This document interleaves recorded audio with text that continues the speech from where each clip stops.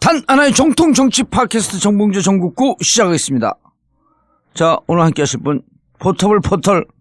안녕하세요, 최강욱입니다. 예, 문재인 정부의 막후 실세로 뜰려온데 모두가 태클 걸고 있죠. 자, 그리고 오늘 모처럼 남북 문제 어떻게 풀려야 되나 하는 것을 말씀하기 위해서 우리 김창수 박사님께서 누추한 곳을 왕림하셨습니다. 예, 한반도 핵심 문제 전문가를 지원해주기 위해서 오늘 한반도 주변 문제 전문가라고 봉도사님한테 듣고 있는 김창수입니다. 예. 아, 이번에 한 차관쯤 갈 것 같은데 내가 맨날 여기서 그냥 행여관 때 음주운전 날라갔어요. 그래서 그거 진짜 미안하더라. 아니, 안 그랬으면 몰랐을 텐데. 근데 청문회 가서 차관은 괜찮은데. 그죠? 자, 그리고 멀리 김해에서 오셨습니다. 진희관 교수님. 네, 안녕하십니까. 예. 인제대학교 진희관입니다. 저희가 방송 본격적으로 들어가기 전에 이번에 전국구 새로 개편한 wide9.net wide9.net 잠시 설명드리고 그다음에 풍성교 제주 지부 오픈한 거 설명드리고 넘어가겠습니다. 최민희 의원이 한 건 했어요. 19대 때 KT 휴대폰 단말기에 보험료가 있는데 보험료는 부가가치세 면세래요. 근데 이 양반들이 한 5년 동안 그걸 받은 거야. 그래서 얼마 받았냐? 부당이익을 취한 게 600억 원. 대상 900만이 넘어요. 그래서 내가 KT를 쓴 사람들은 들어가서 조회해갖고 신청하면 바로 나와요. 내가 지금 17,000원, 4,000원 받았어. 근데 어디를 검색해도 어디서 신청하는지 몰라. 그래서 우리 wide9.net 여기 들어오면 링크를 해놨어요. 설명도 해놓고. 그래서 wide9.net 오픈한 데 들어오면 KT 핸드폰 쓰시던 분들 바로 검색하면 한 15초, 20초 걸리더라고. 그럼 자기 돈이 얼마 부당하게 들어왔는지 나와요, 그게. 근데 재밌는 게 신청하지 않잖아요? 안 돌려줘. 이분들이 부당하게 돈을 냈으니 다 돌려주겠습니다. 이게 아니라 반드시 거기서 신청을 해야 돼요. 그래서 wide9.net wide9.net 들어와서 KT 쓰시는 분들 돈 찾아가세요. 나는 이미 17,000원, 4,000원 두 번 찾았습니다. 그리고 제주에서 털 빠지시는 분들 다음 카페 풍성교 지금 들어가면 있을까? 없을까? 곧 오픈합니다. 혹시 없으면 조금만 기다려 주시고요. 그리고 수도권은 오산, 광주, 부산 지부가 있으니까요. 머리털 빠지시는 분들 좀 의심하지 말고 좀 참여하세요. 자, 그리고 청담동 벙커에서요. 하우스 웨딩 있습니다. 한 100명에서 150명 정도 하객을 받을 수 있는 아주 조촐하고 아름다운 가격은 반값, 실속은 2배. 전국구 벙커 하우스 웨딩 문이요. 그리고 전국구 벙커 대관 문이 대관하면 한 150명에서 200명 정도 들어갈 수 있고 작은 규모로 한 10명, 15명 정도도 대관 가능합니다. 그리고 전국구 광고 문의 02-948-1519 02-948-1519로 해주시기 바라겠습니다. 그리고 최강욱 변호사 북콘서트가 있습니다. 6월 20일 저녁 7시 30분 청담동 벙커 청담동 89-10 벙커에서 20일날 오후 7시 30분 최강욱 변호사 북콘서트가 있습니다. 정치 검찰의 탄생을 다룬 권력과 검찰, 부재, 괴물의 탄생 7시 30분서부터요. 제가 사회를 보고 최강욱 변호사와 토크 북콘서트를 합니다. 많은 참여 바라겠습니다. 새벽 2시에 깨어났나. 딱히 고민이 있어서 그런 건 아니다. 새벽 5시에 일어났나. 새벽 6. 아우, 이 인간이 잠도 못 자게 화장실을 들락거려. 남성 활력과 전립선 건강 하루 한 알로도 충분합니다. 소팔메토, 옥타코사놀, 아연, 비타민 A, D, E까지 하루 영양 기준치 100%를 꽉 채운 메가셀 남자의 활력. 지금 바로 인터넷 검색창에 메가셀 남자의 활력을 검색해보세요. 새벽 2시에 깨어났나? 딱히 고민이 있어서 그런 건 아니다. 새벽 5시에 일어났나? 새벽 6. 아우 이 인간이 잠도 못 자게 화장실을 들락거려. 남성 활력과 전립선 건강 하루 한 알로도 충분합니다. 소팔메토, 옥타코사놀, 아연, 비타민 A, D, E까지 하루 영양 기준치 100%를 꽉 채운 메가셀 남자의 활력. 지금 바로 인터넷 검색창에 메가셀 남자의 활력을 검색해보세요. 꽃.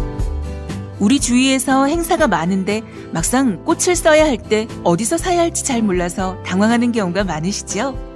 꽃도 좋고 사는 보람도 있는 좋은 사람과 플라워. 전화번호를 입력해 두시면 반드시 도움이 될 겁니다.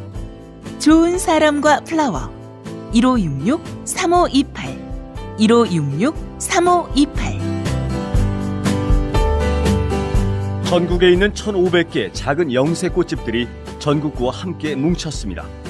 좋은 사람과 플라워 1566-3528 1566-3528.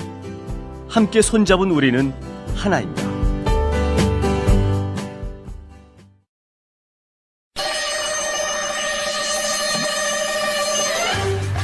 전국구 에어컨. 사무실, 업소, 빌딩, 관공서, 냉난방이 필요한 그 어디에나 전국구 에어컨. 제품 선정, 설계부터 시공까지, 그리고 에어컨 세척까지 전국구 에어컨. 031-403-2331 031-403-2331. 검색창에서 전국구 에어컨을 검색해주세요.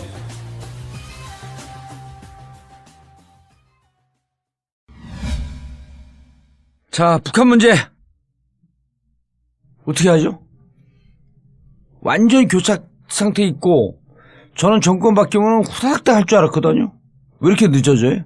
그러니까 사드에 가려지고 트럼프에 가려지고 하면서 북한 문제가 진짜 눈에 띄질 않더라고요. 교수님이 좀 눈에 띄게 좀 해주시죠.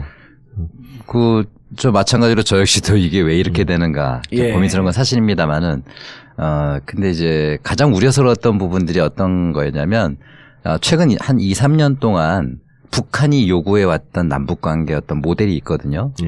그러니까 과거에 북한이 경제적으로 매우 심각한 위기에 빠지고 식량난에 빠졌을 때 우리가 많은 인도적 지원을 하려고 했지 않습니까? 예. 근데 2015년에 북한이 명확히 밝힌 바와 같이 인도적 지원보다는 앞으로는 개발 협력을 하자. 이제 그런 걸 요구를 했었어요. 2015년에? 예. 2015년 초에.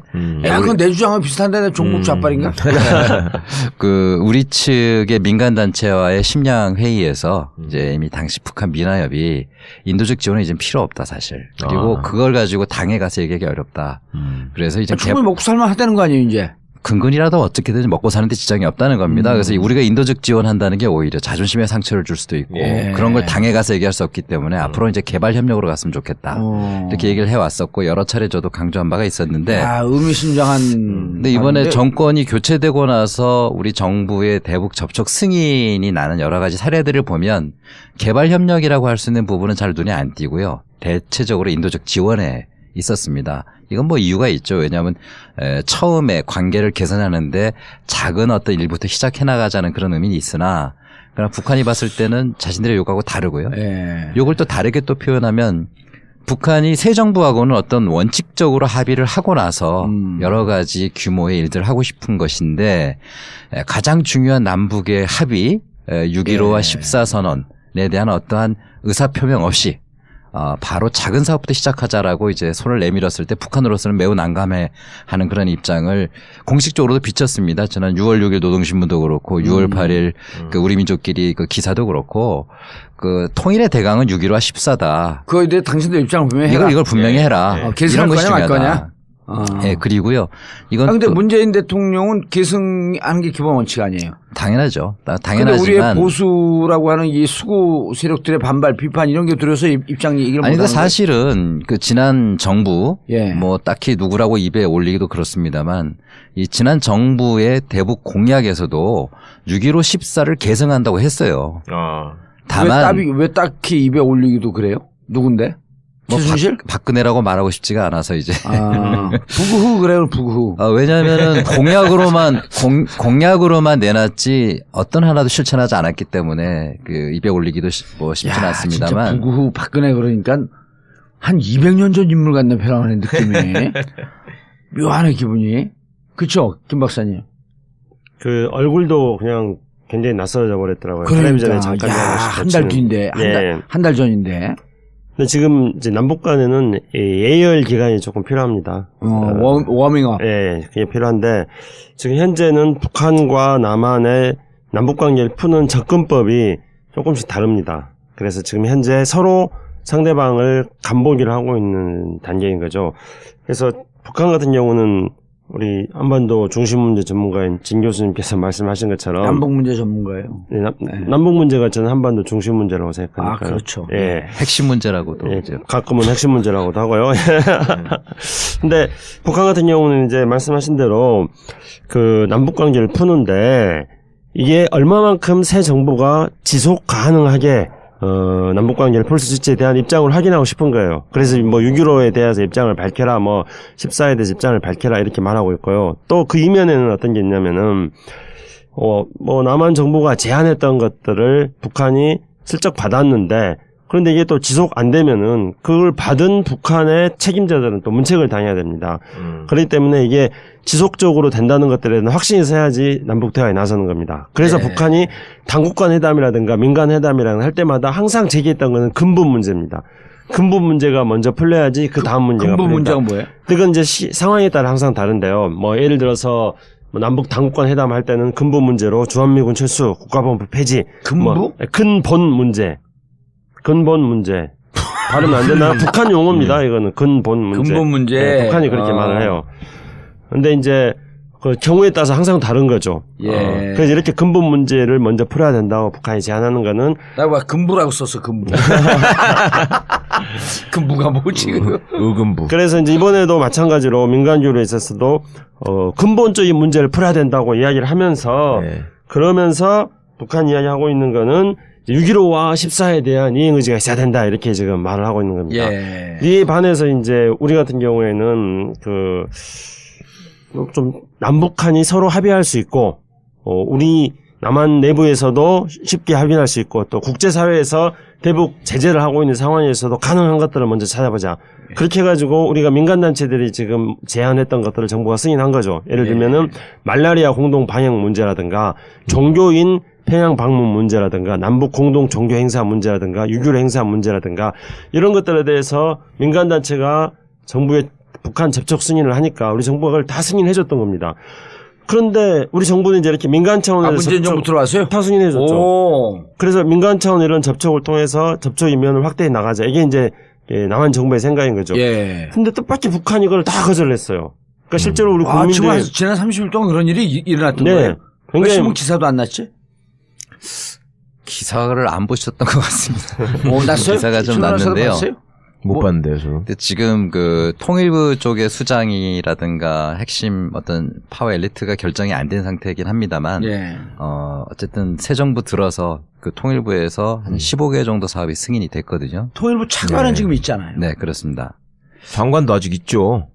새로 바꾸질 않았을 뿐이지만. 맞아. 옛날 박근혜 때 홍영표가 하고 있잖아요. 근데 지금 환경적으로 좀 어려운 측면이 또 있습니다. 그러니까 내용적으로는 지금 우리 김창수 원장님 말씀대로 그런 그 한계가 있는데 환경이 뭐냐면 지금 북한이 계속 그 도발적 행동 미사일 실험을 하고 있지 않습니까? 그러니까요. 왜 계속 쏴? 지금 저 새 정부 출범 이후에 벌써 그 6차례인가요? 이렇게 뭐 미사일 실험을 했는데 아주 그냥 다종다양한 미사일을 실험하고 있고 거기에 대해서 그 유엔에서 결의안이 최근에 통과가 됐지 않습니까? 그게 6월 2일입니다. 네. 그 23565 그 새로운 결의안이 통과됐어요. 사실은 내용을 보면은 매우 졸속으로 만든 것 같은 느낌이 들긴 해요. 왜냐하면 과거 작년의 결의안 같은 경우에 무려 한 40페이지씩 이렇게 되는 결의안인데 이번에 결의안 2페이지밖에 안 되고 이제 불호까지 합쳐야 뭐 너댓 페이지 정도밖에 되지 않기 이유가 때문에 있죠. 이게 작년처럼 40페이지로 이렇게 길면 트럼프가 못 읽으니까 들어 2페이지로 간단하게 해야지 있지. 그래서 아마 이번 결의안은 그 북한의 중장거리 로켓 개발 가능성에 대한 어떤 미국의 어떤 경계심 이런 것들이 주요하게 작용하다 보니까 ICBM이죠. 그 중국이나 러시아가 반대하지 않을 만한 내용만 담은 뭐 그런 어떤 소규모의 그런 결의안이다 이렇게 볼 수가 있는데요. 우리 정부가 여기에 대해서 지지 입장을 표명했지 않습니까? 그게 너무나 당연한 것이라고 볼 수 있고요. 그런데 그 바로 결의안이 통과된 6월 2일 즈음에 북한의 입장이 좀 바뀌었습니다. 그러니까 그 이전에는 우리 민간 단체에게 뭐 초청장도 보내고 그랬습니다만 6월 2일이 지나면서 북한의 입장이 급선회하고 우리의 어떤 대북 그 접촉에 대해서 어떤 반대 입장을 보인 것으로 그렇게 보여집니다. 그래서 지금은 뭐 서로 기싸움도 기싸움입니다만 환경적으로 북한의 미사일 실험이 이어지는 이런 패턴 속에서는 그런 사소한 어떤 사업들 전개 나가는데 죄송합니다. 사소하다고 표현해서 그러니까 작은 사업들을 전개 나가는데 매우 어려운 그런 측면들이 있는 것 같습니다. 사소한 거나 작은 거나 도친 거지. 그러니까 일단 자꾸 미사일을 쏴대는 거는 뭐라고 보세요? 미국한테 계속 나를 쳐다봐달라고 하는 거예요? 최종건 교수인가요? 그 연대 지금 국정기획 자문위원 들어가 있죠. 네. 그분이 통일 문제나 이런 남북 문제 좀 관장하나요? 최종근 교수는 연대 교수인데 이제 동북안보 전문가고 국정자문기획위원회에 들어가 있는 분은 또 미국 문제 전문하는 김준현 교수님. 아니 두 분 다 들어가 있지 않나요? 아니, 최종근 교수는 안 들어가 있어요. 근데 최종근 교수가 왜 그 문재인 대통령의 통일 문제를 총괄한다고 중앙일보 인터뷰 기사 나왔던데. 예, 그렇죠. 그러니까 문정인 특보께서 이제 총회하는 제자가 제자인가 맞나요? 제자죠. 석사 논문 지도한. 그런데 이제 그 기사를 봤더니 뭐라 그랬냐면 한라인이 없어서 미사일 발사가 기술적 단계를 실험한 건지 진짜 무력 시위를 통해서 뭔가 정치적 메시지를 주고 있는 건지 아무것도 알 수가 없다는 거예요. 그럼 잘 모르겠으면 진중환 교수한테 와서 물어보든지. 뭐 저도 그까지 다 알긴 어렵습니다만은 어쨌든 문재인 정부 출범 이후에 5월 14일부터 지난 그 6월 초까지의 미사일 실험 과정들을 보면 똑같은 미사일을 발사해 본 적은 없거든요. 그러니까 중거리부터 단거리, 그다음에 뭐 지대함, 순항 미사일, 요격 미사일, 전략 그 정밀 유도 미사일 다 여러 가지 미사일을 다 실험하고 있는 그런 상황이 있습니다. 그래서 지난 올 초까지만 하더라도 사정거리별로 실험하는 거로 생각을 했는데 문재인 정부 출범 이후에는 그 사정거리는 길지 않더라도 뭐 정밀하고 요격하고 그다음에 함대를 공격할 수 있는 그런 다양한 미사일들을 실험하는 그런 지금 상황인데요. 그럼 기술적 진보를 확인하기 위해서 실험하는 거로 보인다. 네, 그렇게 보여집니다. 왜냐하면 그 지난 5월 29일 날 실험한 것인가요? 5월 28일 아마 일요일인 것 같은데 그때 이제 지대함 미사일로 보여지는 미사일이 스커드 계열로 보여지는데 사거리로 보면 450km를 그 겨냥해서 쐈는데 오차 범위가 7m밖에 안 났다고 주장하거든요.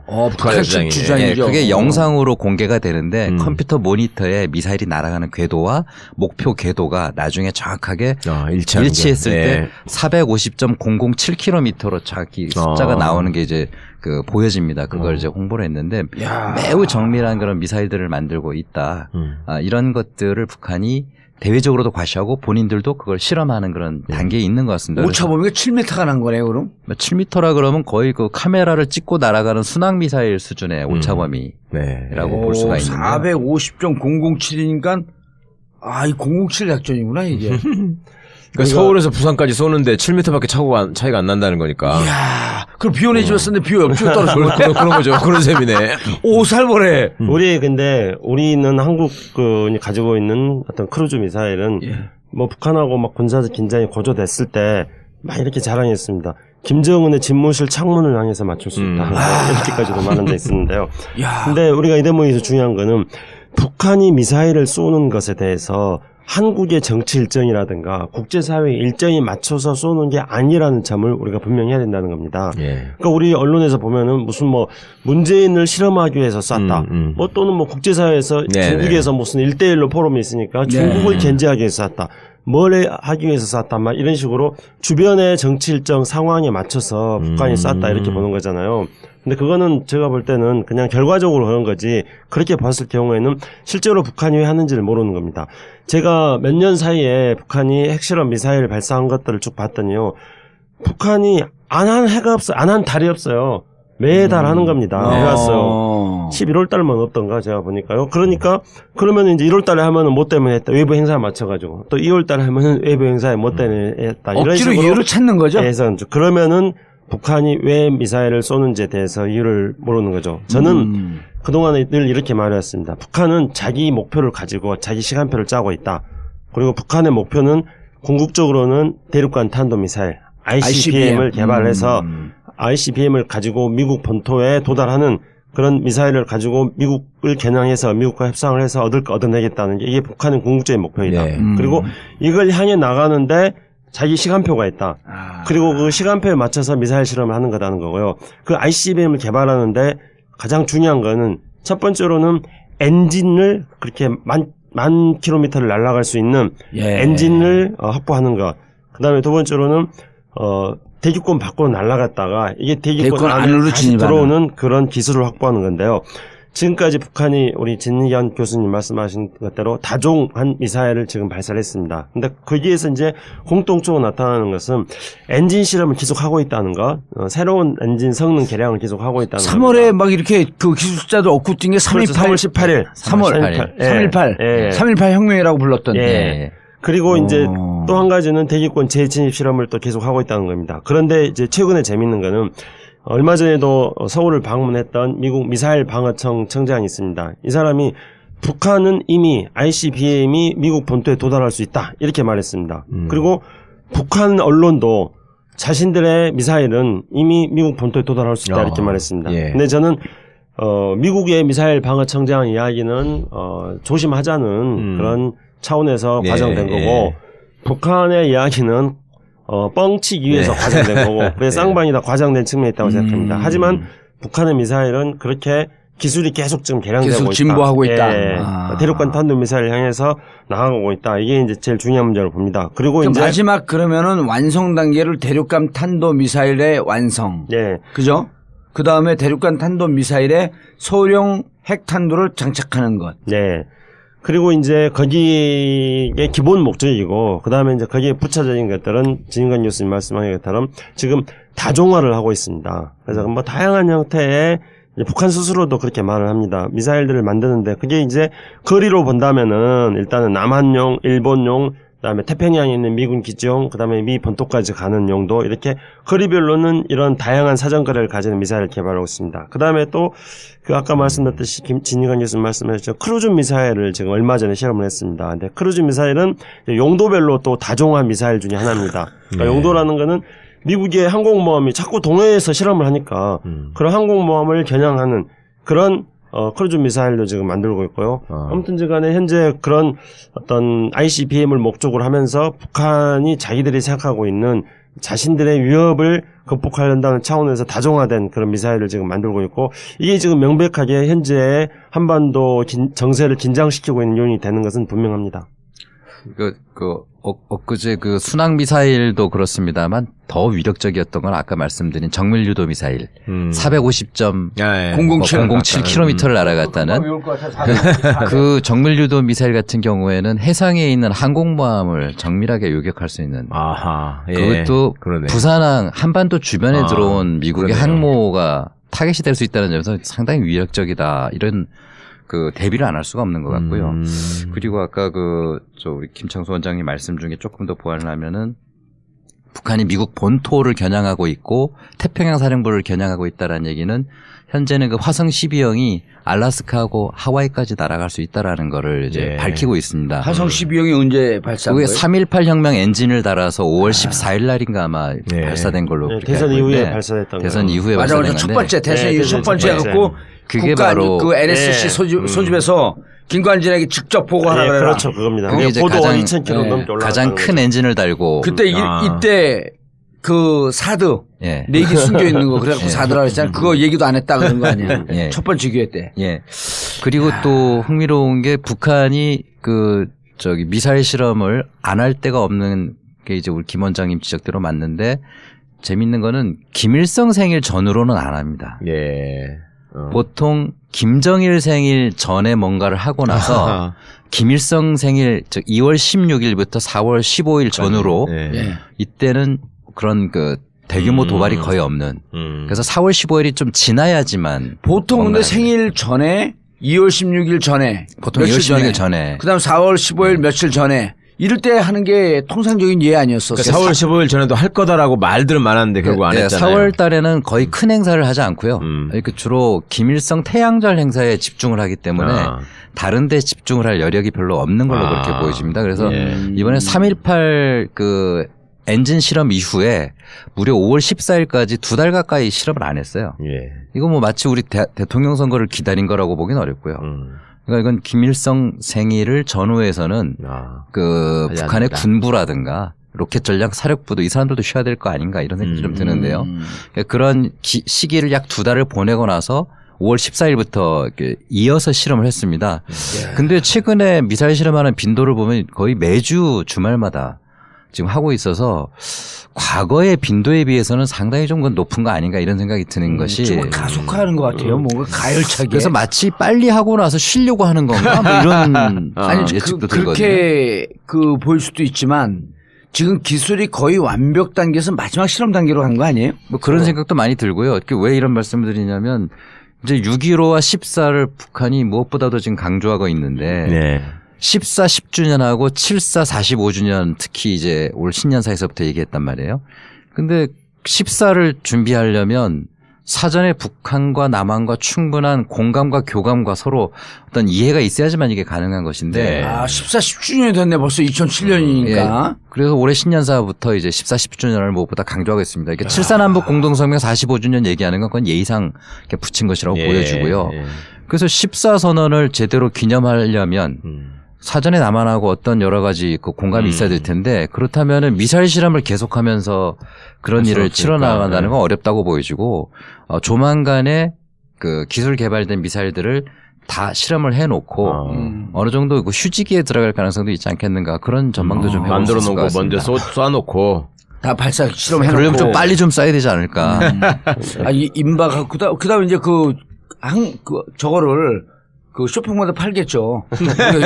이런 리스. 왜냐하면 지금 미사일 수출도 큰 수입원이니까. 시험 평가가 끝났다. 뭐 지금 결의안 위반이기 때문에요. 그거는 뭐 불가능할 근데 겁니다. 교수님은 왜 주로 노동신문 분석하시잖아요. 예. 그러면 이제 이 새 정부 출범 전후로 해가지고 노동신문에 뭐 사설이나 아니면 자기네 입장문이나 이런 것들을 통해서 당의 입장문이나 이런 것들이 예. 이 정권을 바라보는 어떤 북한의 입장이나 시각 같은 게 좀 잡히시는 게 있어요? 보통 새 정부가 출범하면요. 과거 뭐 박근혜, 이명박 그전 정부도 보면 북한이 상당 기간은 좀 조용히 입담하고 기다리는 편입니다. 관찰을 하는 거구나. 관찰하고 원칙과 어떤 입장이 발표되기 전까지는 보통 몇 달은 좀 기다리거든요. 허니문 기간을 주는군요. 허니문 기간이 사실 있습니다. 그래서 보통 입장이 나올 때가 언제냐면은 우리나라 통일부에서 첫 청와대 업무 보고를 하거나 아니면 우리 군부에서 매우 도발적인 발언이 나타나거나 그랬을 때 이제 반응이 나오게 되거든요. 근데 현재 지금 문정부는 통일부 수장이 아직 없고요. 그 통일부 업무 보고가 사실상 아직 이루어지지 않는 상황이고 그래서 다만 그래서 상당히 좀 조용한 편이라고 할 수 있는데 그러나 북한의 미사일 실험에 대한 우리 정부의 어떤 강경한 입장, 단호한 입장, 이런 것들이 있기 때문에 당의 방침이라기보다는 국가기관인 조평통, 그다음에 조평통에서는 사실은 거기에 대한 구체적인 얘기보다는 이제 좀 사이드적인 이야기를 좀 하고 있고요. 개인의 논평이나 개인의 컬럼을 가지고 비판적인 이야기들을 하고 있습니다. 이제 개인 수준에서 현재는 시작했고 지금은 아직 낮은 수준이라서 일부 좀 비판이 좀 존재하고 국방장관 후보자가 북괴라고 계속 하겠다라고 하니까 또 한마디 나와야 되는 거 아니에요? 나올 거예요. 틀림없이. 그렇겠죠. 그리고 이제 문재인 정부 출범했을 때는 다른 정부 출범했을 때보다도 북한의 입장에서 볼 때는 남한의 일종의 그 어떤 피플 파워, 촛불 혁명에서 된 거해 가지고 새 정부가 과거에 우리가 말했던 뭐 적폐청산 이런 거에 대한 기대감이 좀 있었나 봅니다. 그래가지고 그 부분에 대해서는 조금 다른 정부 출범할 때보다도 조금 더 많은 기사를 쓰긴 썼는데요. 다른 한편으로는 또 그게 자기 내부적으로 또 부담이 될 수도 있는 거죠. 그러니까 그 시민혁명, 뭐 피플 파워 이런 것에서 정권이 교체됐다는 것들을 너무 또 많이 강조를 할 수가 없으니까요. 근데 아까 그 미사일 문제 제가 조금 몇 가지만 더 좀 보완을 하고 싶어서요. 북한도 우리 촛불혁명으로 정권 교체된 거에 대해서 놀라워하나? 매우 놀라워. 그거 보도를 하던데요? 보도를 엄청 많이 초기하고 했고요. 후기가 달라요. 보도가. 뭐 당시 촛불혁명 당시에 이제 칼라 화보로 엄청나게 많이 사진을 노동신문에 게재하고 그랬습니다. 뭐라고 쓸까요? 그 저기 헌재에서 파면한 것도 딱 그것도 가장 중요한 내용은 나오던데. 이제 박근혜 정권의 실정, 국정농단 여기다 이제 비난 비판. 그 남조선 인민들이 다 들고 일어났다. 네, 그렇죠. 그래서 광화문 사진을 연일 게재하다시피 했었습니다. 뭐 남조선 인민들이 종북 좌파 주도하여 그 친조선민주주의 인민공화국 혁명을 일으키고 있다 이렇게 왜곡하진 않아요? 전혀 그렇게 하진 않고요. 예전에는 그렇게 많이 했습니다. 그렇죠. 심지어 예전에는. 뭐 어디 주소까지 대면서 그 주소에 있는 사람이 뭐 인터뷰한 것처럼. 그렇게 하고 또 북한을 찬양한다 막 그렇게 하고 예전에는 그렇게 많이 했었는데. 맞습니다. 진짜 우리 김 원장님 말씀대로 예전에 제가 이제 다른 어떤 기사를 찾다 보니까 제주도의 어느 동의 주민이 이런 이야기를 했다. 그 어디 공원 팔각정 올라와서 김일성 수령을 찬양했다. 근데 그 행정구역이 제주도에 없더라고요.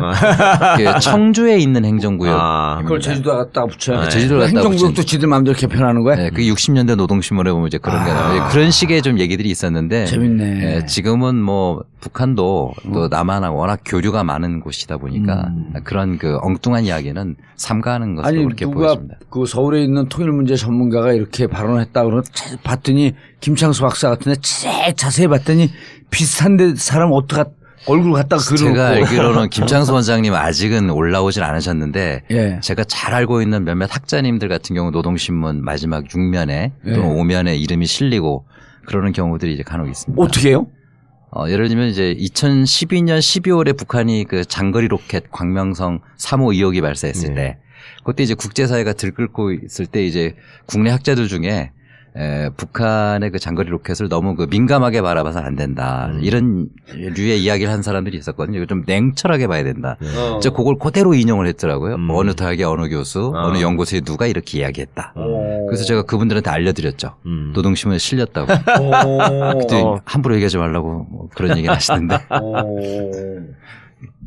그분들이 이렇게 정확하게 비판한 거로 이렇게 하는 건 무슨 어떻게 이용하는 거예요, 그걸?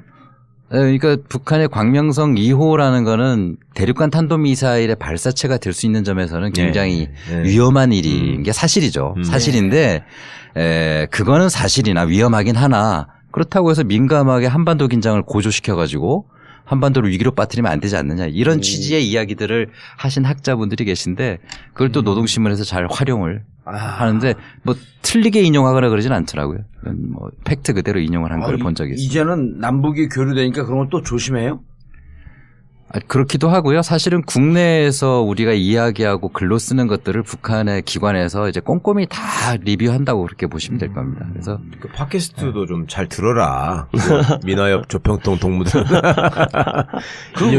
내일자 노동신문에다가 인용하라고 봉도사가 이렇게.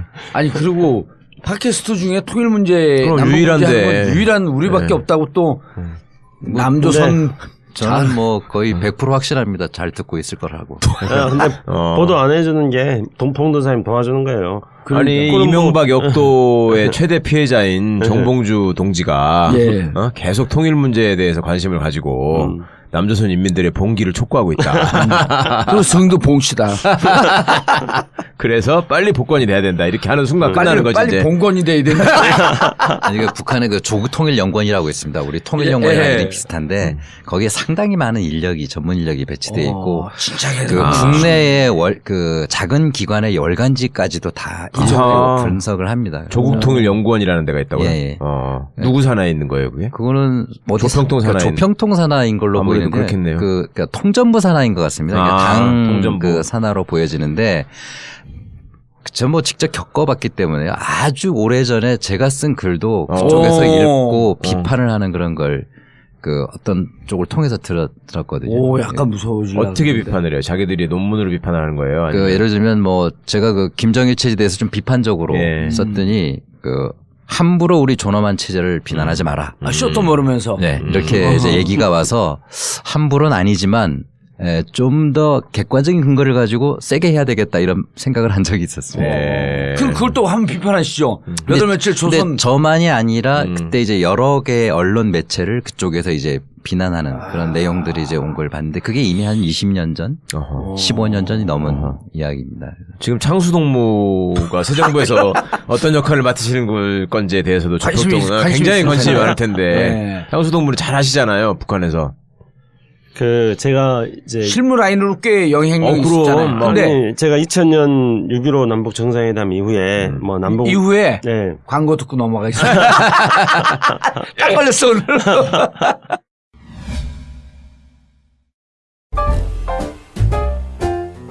결혼. 아직도 인생에 딱 한 번이라면서 쓸데없이 사치스러운 결혼을 준비하시나요? 결혼식, 거품을 걷어버리세요. 청담동 벙커에서 이루어지는 반값 하우스 웨딩. 아름답고 우아한 추억과 품격은 유지하면서 만족감은 2배로 올렸습니다. 최고급 수준의 결혼에 반값 결혼식. 이미 벙커에서 결혼식을 한 커플들과 가족, 주위 친구, 친지들의 만족감이 최고 수준입니다. 세련된 청담동의 실속 만점 결혼식. 새 인생을 폼나게 시작할 것을 추천합니다. 벙커 하우스 웨딩. 문의 02542-7764 02542-7764 책임지겠습니다.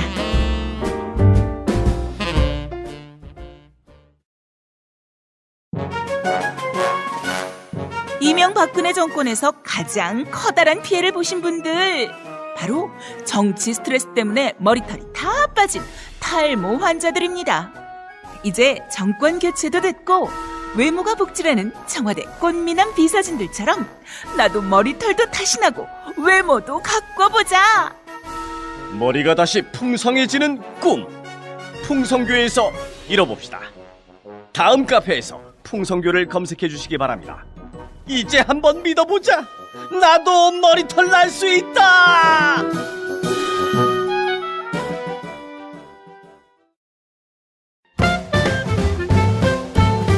영부인 김치.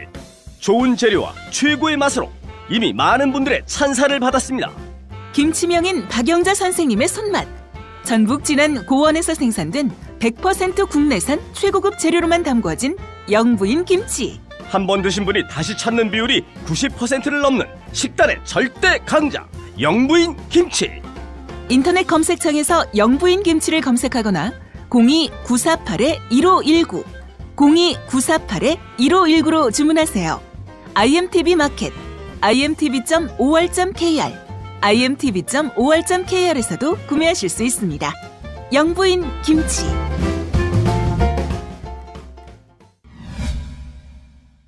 (2000년) 남북 그 정상회담 이후에 6.15 정상회담 이후에 이제 남북 민간교류 진행될 때 한 2-3년 가까이 제가 북한하고 그럼 남북 민간교류의 일종의 창구였습니다. 그래서 북한 사람들 만나가지고 그 일정 협의 같은 거 하고 뭐 문건 같은 것들도 만들고 막 그런 작업들을 하고. 했습니다. 싸움도 하고 뭐 밤새 싸우는 거죠. 예. 그런데 이제 밤새 싸워가지고 아침에 이제 막 눈이 이렇게 막 뻘겋고 막 뭐 부시시한 상태에서 아침밥을 먹고 있는데요. 예. 북한 사람이 갑자기 이러는 거예요.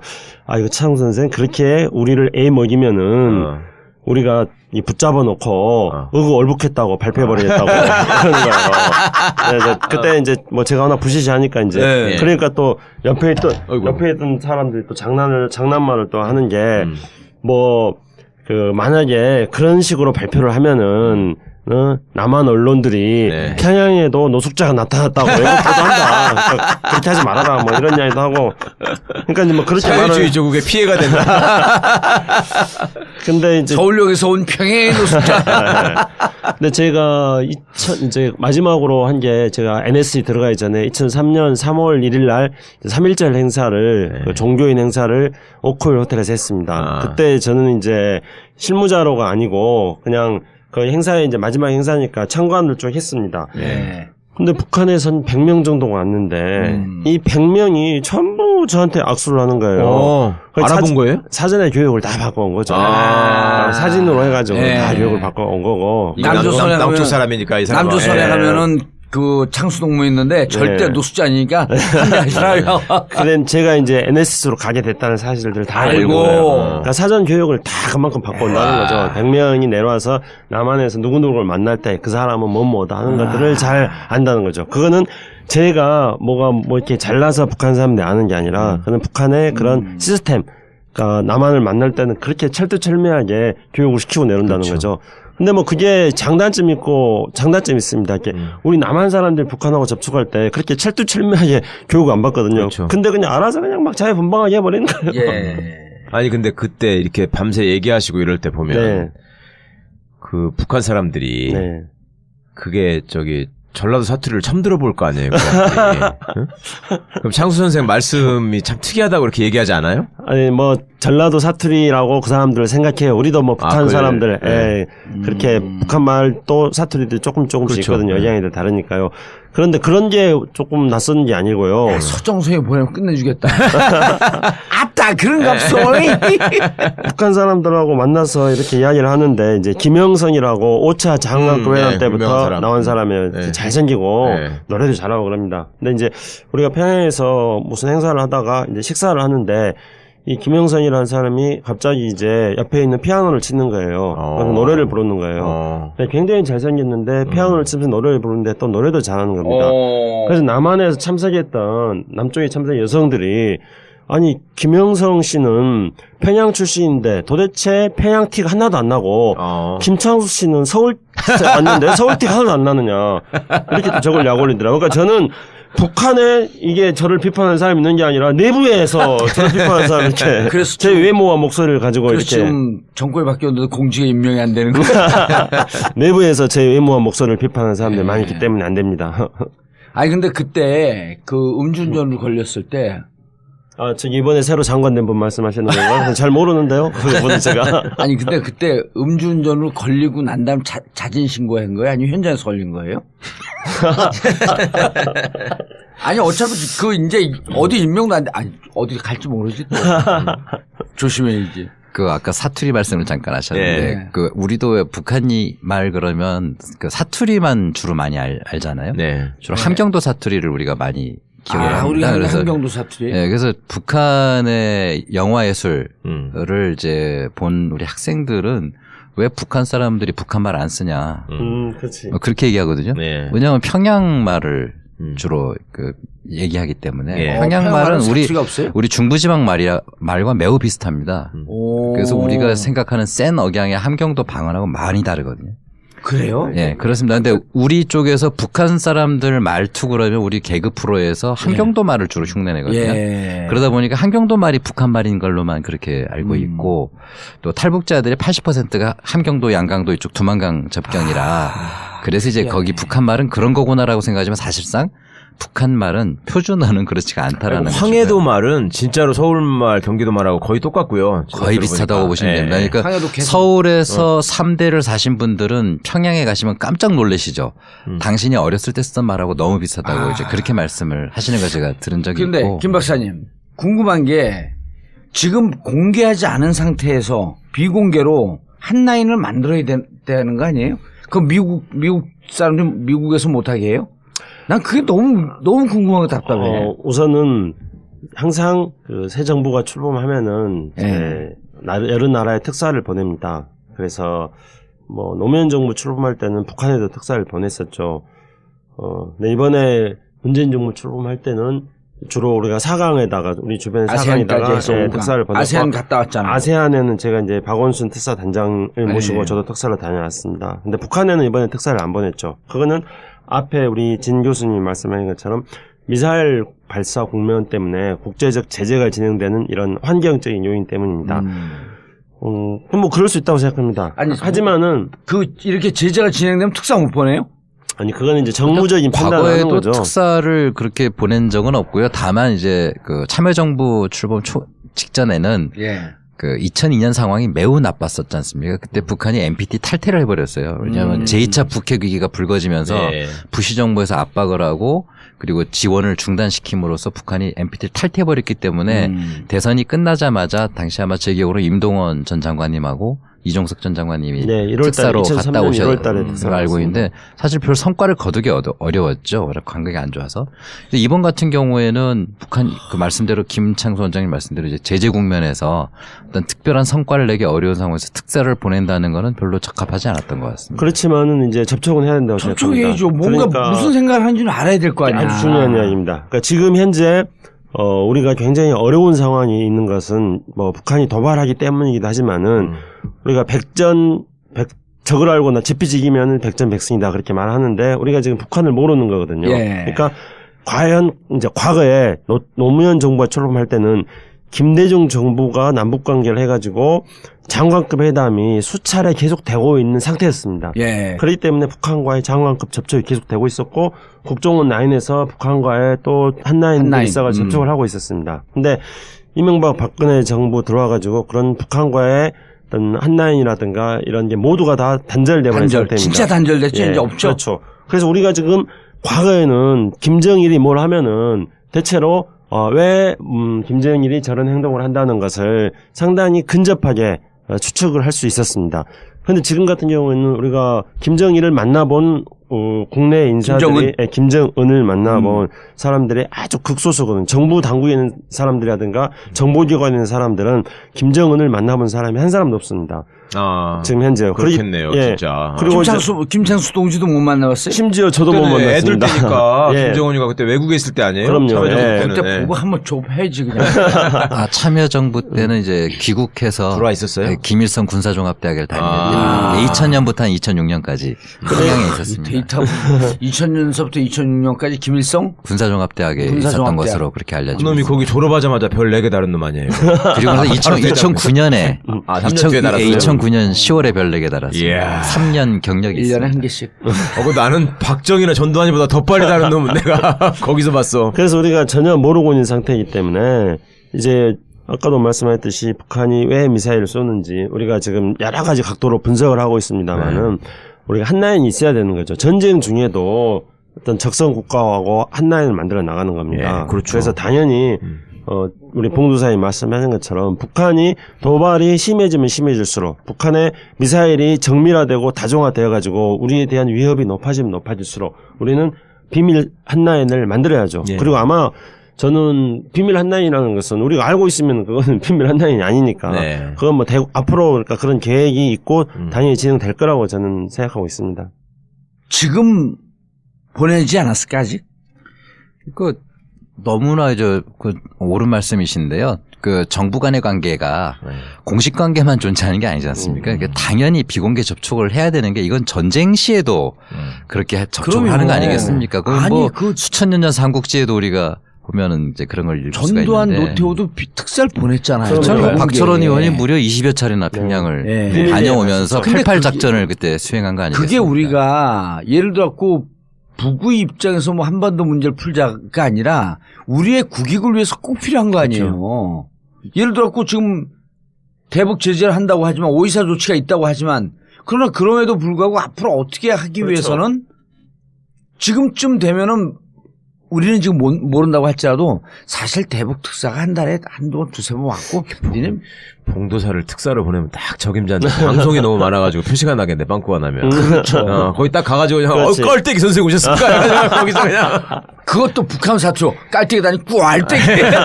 북한은 진짜 새로운 바람을 불어넣을 수 있는데 아깝네. 그거 진짜 아니, 아깝네. 그러니까 우리가 일단 가면 분위기 다 바꿔놔. 글쎄. 우리가 계속 북한을 접촉을 통해서 북한을 변화시키겠다 그렇게 하는 거니까 가서 화끈하게 변화시키려면 그렇죠. 그러려면 제일 봉도사님이 가셔가지고 옛날에 임수경 갔을 때 그 충격걸 능가하는 그러니까. 나이 60 다 된 사람이 백바지 입고 딱 나타나가지고 아니 그리고 이런 패션 벗었습니까? 아니 그리고 비공개로 왔다 그래서 다 공개해버려. 그렇지. 그건 강적이지. 그리고 말씀대로 특사의 필요성은 정말 큰데 뭐 네. 특사를 보낸다고 해서 모든 사업을 서둘러서 하겠다는 건 아니지 않습니까? 그렇죠. 알아야 될 거 아니야. 서로 의사를 정확히 알고 네. 서로에게 꼭 필요한 사업을 천천히 하더라도 정확하게 네. 필요한 것들을 해나가는 게 중요하기 때문에 예. 정권 초기 이제 출범해서 그 100일 또는 이 단기간에 난 보냈었어. 꼭 필요한 사업들을 서로 아니 근데 그 김창수 필터링할 수 박사는 있는 날마다 전화해 보거든요. 특사로서 계속 전화를 받는 거 중요할 것 보니까 같습니다. 아세아는 갔다 왔고 김창수 박사 같은 사람들이 갔다 와야 되거든. 이화영 갔다 오면 안 돼. 이화영은 다 얘기하고 다녔고. 요새 없어지지 않았어요? 이화영 선배 안 보이더만. 아니 지금 자가발전하다가 뭐 몇 개 했어 벌써. 평통 자문위원 사무처장 뭐 근데 또 이제 뭐는 하나 할 것 같더라고. 그러니까 이제 아까 이제 시작할 때 지금 우리 새 정부가 남북 교류를 시도했다가 그게 북한의 반대로 다 좌절됐다고 이야기하지 않았습니까? 근데 여기서 우리가 두 가지를 이제 주목해서 봐야 되는데요. 우선 첫째는 지금 봉도사님 말씀하신 것처럼 이제 원래 남북 교류라든가 그러니까 남북 종교인 교류 그러니까 종단의 7대 종단의 수장님들이 6월 6.15 전후로 해가지고 평양을 가기로 원래 돼 있었어요. 그리고 반대했다는 거 아니에요? 예, 북한에서 그걸 승낙을 안 했고 우리 남쪽 정부는 승인을 했는데요. 그리고 한국 기독교 교회 협의회에서도 평양을 가기로 했습니다. 6.15 때. 근데 우리 한국 정부가 승인을 했는데 북한 정부가 그걸 승인 안 했고요. 그 6.15 행사를 가지고 이제 공동 행사에 대한 논란이 있었습니다. 예. 그래서 그거에 대해서 우리 정부가 개성해서 했으면 좋겠다 했는데 북한이 평양을 이야기해가지고 우리 정부가 최종적으로 그러면은 평양에서도 할 수 있다는 뜻을 보여줬는데 북한이 우리가 초청장을 보여달라고 명단을 평양에 갈 수 있는 사람 명단을 북한에 보였는데 북한이 그 사람들에 대한 초청장을 보내지 않았습니다. 그렇게 해가지고 이제 6.15 행사는 평양하고 무산됐고. 서울에서 분산개최 따로따로 하는 거예요. 그 만약 이런 행사들이 계속 됐다면은 관례적으로 지난 2005년도에 정동영 특사가 가지 않았습니까? 6.15 행사를 평양에서 했을 때 그때 정동영 특사로 갔어요. 처음에 갈 때는 당시 정동영 의원이 특사가 아니었어요. 특사 신분을 공개를 안 했죠. 그런데 6.15 행사를 하다가 6.15 행사 다 끝나고 마지막에 김정은 당시 북한의 국방위원장이 정동영 의원을 만나자 그랬습니다. 그래서 두 사람이 만났어요. 그래서 그 자리에서 정동영이 김정일. 네, 김정일을 네. 만났죠. 2005년도니까. 그래서 그 자리에서 정동영 의원이 자기가 노무현 대통령의 특사임을 공개를 하고 그리고 노무현 대통령의 메시지를 전달했습니다. 그러니까 민간교류가 계속 되면은 그렇게 올해도 하는 거지. 할 수 있다는 거죠. 근데 그게 이제 이번에 안 됐다는 점. 그는 이제 앞에 말씀드린 것처럼 북한도 일종의 지금 뜸들이기를 하고 있다 이렇게 봐야 되고요. 두 번째는 이제 여기서 묘한 프레임이 지금 만들어지고 있는 게요. 만약에 6.15 행사가 평양에서 성사가 됐다면은 우리 보수 언론들은 또 이 정부 시작하자마자 뭐 북한하고 뭐 가깝게 지내고 어쩌고 종북이니 막 이런 프레임을 가지고 공격을 했을 겁니다. 근데 이게 잘 안 되니까 또 초치기를 하는 겁니다. 그래서 거 봐라 문재인 정부 이번에 뭐 남북 민간 교류를 비롯하여 남북 관계도 못 풀고 있지 않느냐. 또 이런 식으로 또 공격하는 프레임이 있는데요. 그래서 우리가 이런 프레임에 걸리지 않아야 됩니다. 그렇게 하려면은 현재 문재인 정부 초기에 들어와 가지고 남북 민간 교류가 우리 정부는 승인하는데 북한이 승인하고 있지 않는 거는 그거는 어떤 아까 우리 교수님 말씀한 것처럼 어떤 미사일이라든가 이런 상황적인 논리가 있을 뿐만 아니라 남북 양쪽이 서로 지금 뜸들이기를 하고 있는 거다. 오밍엄을 하고 있다. 정치적으로 내부의 정치적 문제 때문에 네. 남북 문제 해결 못 하는데 그러니까 내 얘기는 이거예요. 네. 비공개로 그 특사가 왔다 하면서 야 우리 이번에 남북 간 정치적으로는 아무것도 할 수가 없으니 너네 개발 사업 2015년에 해서 그랬지 않냐? 그러면은 정경련도 해체한다 어쩐다 하고 그래갖고 정경도 위기에 처했으니까 정경련이 북한의 경제 상황을 파악하기 위해서 정경련에서 경제 사실단 보내겠다. 니네 그거 받아라. 그리고 우리 서울의 대표팀이 평양에 니네 북한의 대표팀과 거기 가서 친선 경기한다고 축구협회가 주장을 할 테니 받아라 그런 걸. 그리고 정치적인 문제는 일단 지어놓고 이런 거 먼저 하면서 띵을 봐도 미사일 쏘고 싶은 게 쏴라. 미사일 니네 거니까 니네 마음대로 쏴라 그거는. 이르는 것을 협의하기 위한 비공식 접촉을 이루어주고 난 다음에 지금쯤에 한 라인 전화가 개설돼야 되는 거 아니에요? 근데 기획서를 혹시 만드시는 거 아닙니까? 아니 나는 이게 정치라고 하는 건 뻔한 건데 아니, 너무 우리도 답답한 필요하지만 거야. 북측 입장에서도 되게 그렇죠. 필요한 거 아니에요? 너무 필요하지, 새 정부가 그래도. 무슨 생각하는지 알아야 그렇죠. 되잖아요. 네. 걔들도. 맞습니다. 그러려면 지금쯤 두세 번 왔다 갔다 했어야 되는 거예요. 맞습니다. 그래서요 지금 어차피 2030년 월드컵을 네. 지금 우리 축구협회에서 제안했잖아요. 예. 동북아 공동 개최하자고. 그랬어요? 예. 그래서 그런 아니 이제 그 문재인 대통령께서 네. 뭐라 그랬냐면 남북과 동북아 공동. 중국 일본 같이 해가지고 그리고 그거 내가 기억나요? 내가 옛날에 제안한 거예요 그거. 그거 이미 봉도사님이 제안한 거를 남북 한중 남북 4개국 공동 개최. 기억나네요. 저도 그렇게 말씀. 근데 했다니까 그 월드컵 공동 개최하자고. 근데 그 2030년 다 내 정치가 받아서 하면서 맞아.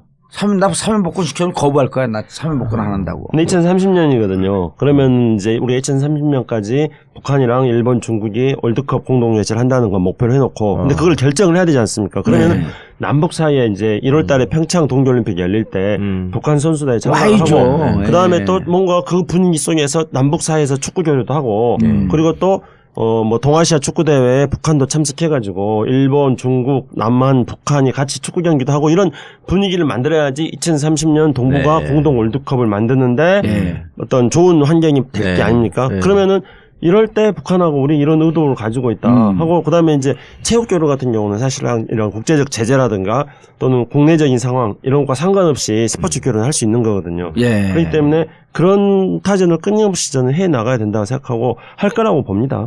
그리고 이제 이 정부 들어서 작년에 브라질 그 올림픽 있잖아요. 있지 않았었어요?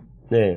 그럼 2020년에 또 올림픽이 있거든요. 2020년은 일본에서, 그러니까 동북아에서 올림픽이 계속 열립니다. 그러니까 2018년에 평창 동계올림픽, 2020년 도쿄 하계올림픽, 2022년 베이징 동계올림픽 이렇게 그러니까 쭉 열려요. 얼마나 재밌냐면 2020년 같은 경우는 지금서부터 준비해갖고 올림픽에 남북한 공동팀을 하는데 동경에다 남북한 공동팀이 나가봐요. 일본에도 완전히 약고 죽는 거거든. 그 동경올림픽이 2020년. 2020년. 그래갖고 조금 아베가 안전한 지역이다. 이게 후쿠시마 그 도호쿠 원전 있었지만 안전한 지역이다라고 하면서 그거를 대외적으로 과시하려고 한 거거든요. 근데 거기 갖고 우리가 남북이 공동체를 만드는 거예요. 그래갖고 거기서 그 일본의 한 공원을 딱 그 전세를 내갖고 거기서 저거 시합도 하는 거야.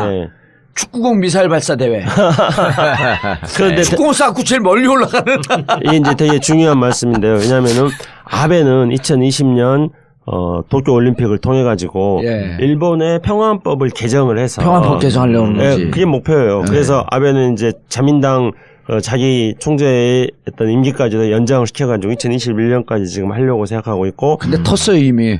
지금 이제 도쿄 도지사 선거에서도 질 것 같아. 내부에서 지금 그런 또 아베가 문제가 있긴 하지만 어쨌든지 간에 아베 의도는 2020년 올림픽을 통해 가지고 평화헌법을 개정하는 걸로 가려고 합니다. 그러면 이제 우리는 일본에서 도쿄 올림픽 열리는 것에 환영을 하지만은 그것을 아베가 또는 일본의 극우 세력들이 평화헌법 개정으로 가는 걸 막아야 되지 않겠습니까? 그래서 남북한 공동팀을 보내야 되는 거예요. 그런데 거기서 이제 공동팀이라는 것은 모든 팀들이 다 공동팀이 안 만들어집니다. 북한도 동의를 하지 않고 우리 축구 선수들도 동의를 하지 않거든요. 우리 체육 선수들도. 왜냐하면 각각이 자기들이 나가서 올림픽에서 자기 실력을 과시하고 싶어요. 그런데 축구팀은 보낼 수 있죠. 아니요. 그 모든 거를 다 하여튼 공동팀이라 하죠. 공동 응원이라든가 공동 입장 같은 거는 가능하고, 그다음에 단일팀 같은 경우에는 이제 남북한이 고려해가지고 상징적으로 몇 개 팀들은 이제 단일팀을 할 수 있는 거. 그렇게 해가지고 일본에서 열리는 도쿄 올림픽에 어떤 동북아 평화의 그 상징으로 만들어야 되는데 그것을 남북한이 해버리자는 거죠. 아베는 평화를 깨는 그런 평화헌법 개정으로 평화를 깨게 가는 거고. 아이디어는 자기 아이디어처럼 막 쓰는데. 이렇게 발전하는 게 다 집단지성이지. 그런데다가 제일 좋은 건 뭐냐면 2018년 평창 동계올림픽 있잖아요. 여기에 우리나라 팀 중에서 두각을 나타내는 팀이 있어요. 아이스하키. 아이스하키가 지금 해외 선수도 7명인가 8명 들어오잖아요. 다 외국 사람들이야. 반이 외국 사람들이고 그 감독도 NHL 한국 선수로 최초로 NHL 선수 그 감독이 지금 한데 실력이 엄청 좋아졌잖아요. 근데 북한도 추운 주방이기 때문에 아이스하키 타는 선수도 있을 거거든. 걔들하고 합작하게 되면 이게 남북 캐나다 선수들이 많이 들어와 있거든. 근데 이건 좀 안 좋은 아이디어 같다. 망해. 어쨌든 그래서 그런 노력을 활용하자는 아이디어로서는 그럼요. 하기 위해서 뭐를 자꾸만 접촉을 해야 되는 그렇죠. 거야. 예, 그리고 뭐 저기 그 훈련지로서는 북한의 스키장들이 매우 좋기 때문에 그렇죠. 예, 그 우린 차강동. 적설량이 뭐죠? 그 마식령 마식령. 마식령. 마식령 스키장 거기 선수들 예. 보내는 거 그런 거 사절단 단장 이런 거 하면 좋겠다. 그거를 이제 사전 훈련지로 예. 삼아서 만약에 진행한다면 그건 효과도 상당히 그렇죠. 있을 올겨울에. 거고. 예, 그렇게 평창 앞두고 그렇죠. 올 늦가을부터 거기 눈이 내리기 시작합니다. 예. 아니 그럼 저거까지 하면 안 될까? 한 팀 정도, 한 게임 정도는 거기서 해버려. 원래 그렇게 할 생각이 있었잖아요. 그래요? 예, 시기적으로 네. 너무 촉박해서 오. 어렵더라도요. 아니에요. 예. 늦었다고 생각할 때 제일 빠를 때야. 아니 그 그런데 북한 이제- 스키장은 진짜 스키장 눈 좋더라고 거긴 정말. 세계적인 스키장으로 만들. 타본 것 같은데 이상한데? 국정원 출신 아니요?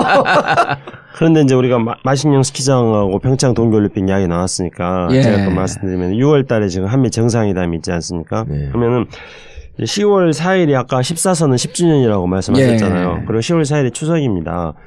그러면은 10월 4일 14선언을 상징하는 의미에서 10월 4일 날 금강산에서 네. 이산가족 선봉을 이산가족 대대적으로 하는 침섭도 거예요. 준비해야 돼, 예, 하려면. 지금 준비하고 그러면서 그것을 금강산 관광하고 연계를 시키는 거죠. 그리고 이산가족 그 상봉 건물이 동시에, 금강산에 이미 다 지어져 있습니다. 예. 그래서 이산가족을 소규모 상봉이 아니라 아예 금강산에 있는 그 건물에서 많은 이산가족들이 지금 고령화돼 있기 때문에 많은 사람들이 상봉할 수 있도록 하면서 그러면서 이제 금강산 관광을 그런 것들 계기로 해서 문을 여는 거죠. 예. 그런데 아울러서 이제 말씀하신 것과 연결시키면서 마식령 스키장에서부터 금강산 관광과 금강산 이산가족 상봉 그다음에 마식령은 어디 있는 거예요? 근데? 금강산 북쪽에 원산에서 있습니다. 예, 태백산맥 원산. 쪽으로 약 아, 예. 금강산에서 얼마 안 30분 거리. 멀겠네. 예, 예. 금강산에서 한 100km 조금 네. 넘는다 보시면 그러니까 마식령 스키장 그다음에 원산 도로가 좋으면 1시간이면 갈 수 있는 마식령 스키장 원산의 명사십리 그다음에 금강산 그다음에 비무장지대 관광 벨트가 되네. 그렇죠. 예, 그다음에 예. 금강산 아니 설악산 설악산. 칠보산 그다음에 평창까지요.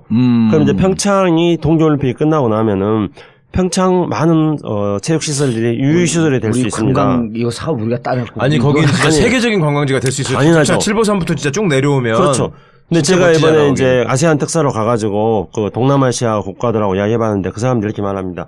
동남아시아에서 스키 타러 갈 수 있는 가장 단거리가 한국이라는 한국이죠. 거예요. 거기밖에 없죠. 그렇죠. 예, 일본 너무 멀고. 그렇죠. 그래서 금강산하고 DMZ하고 설악산하고 그다음에 평창까지 다 연결시키고요. 예. 그래 내년에 평창에 북한 올림픽 선수단들이 또 참석을 하는 거예요. 그다음 마식령 스키장까지 우리가 관광단지 그렇죠. 묶고. 관광단지 맞고 그렇게 하면은 정치 안 이게 하려고 그랬더니 이게 뭔가 이게요 보이는데. 세계적으로 한번 생각해 보세요. 이렇게 푸른 바다가 있고 그다음에 사계절이 있고 눈이 있고 뭐 단풍이 있고 그리고 또 저기 DMZ는 멋진 거 있잖아요. DMZ. 발목질에. 그러니까 DMZ라는 어떤 공포 투어를 할 수도 있고 공포디오. 예. 이런 것 그 체육 시설까지 갖춰져 있는 복합적인 국제 관광 단지가 전 세계 어디가 있는지 한번 생각해 보세요. 한 군데도 없어요. 정말 특이한 데. 진짜 아니 그리고 DMZ에 들어가고 이 경품을 내는 거야. 발목질에 밟는 사람들한테 목발 하나 시키니까. 그거는 아니 DMZ에서 그 발목질에 제거 운동을 해야죠. 그런데 거기에다가 이제 그 이거를요 아이디어 내가 차원 생각해도 살벌하다. 그렇죠. 아이디어 차원에서 한미 정상회담을 앞두고요.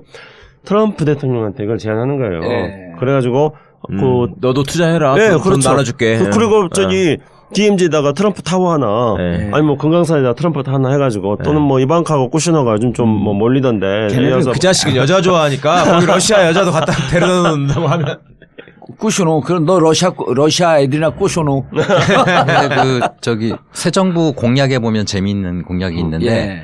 동해안 고속도로 무료화 공약이 있거든요. 아하. 고속도로 네. 무료화가 세 가지인데 그 명절날 네네. 고속도로 통행료 무료. 그다음에 그 88 고속도로 영호남의 화합을 네네. 위해서 무료화하는 거. 그다음에 동해안 고속도로는 금강산 관광객 증가를 대비해서 무료화한다고 했습니다. 그랬나요? 사실은 그게 그 뭐 관광을 뿐만 아니라 예. 동해안에 이 북한까지 이어지는 그러니까. 그 벨트는 매우 중요하게 우리가 봐야 될 그 거고요. 관광 벨트를 강원랜드 사장 누가 가지? 그 강원랜드가 1년 매출이 1조 5천억인데 수익이 30%래요. 와. 그래서 4,500억이거든. 근데 그걸 갖고 지역사회 발전 뭐 이런 등등 해갖고 좋은 일을 해야 돼요. 강원랜드 사장 누가 하나? 함승이 이제 그만둬야 되는데.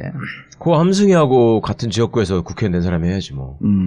그래요, 지금 맞네. 그 아까 이산가족 상봉과 연결하는 문제도 말씀해 주셨는데 김 원장님께서 예. 근데 지금 이게 큰 걸림돌이 지금 예. 큰 걸림돌이 될 것 같아서 지금 걱정인 게 그 며칠 전에 북한의 조평통의 김영철 씨가 이제 발표한 내용 예. 그 외신 기자한테 이제 AFP에다가 얘기를 했는데 작년 그 총선 전에 닝보시에서 식당 종업원들 예. 북한 식당 이제 종업원. 북한 식당 12명, 종업원들 12 12명과 지배인까지 해서 13명이 예. 남으로 왔지 않습니까?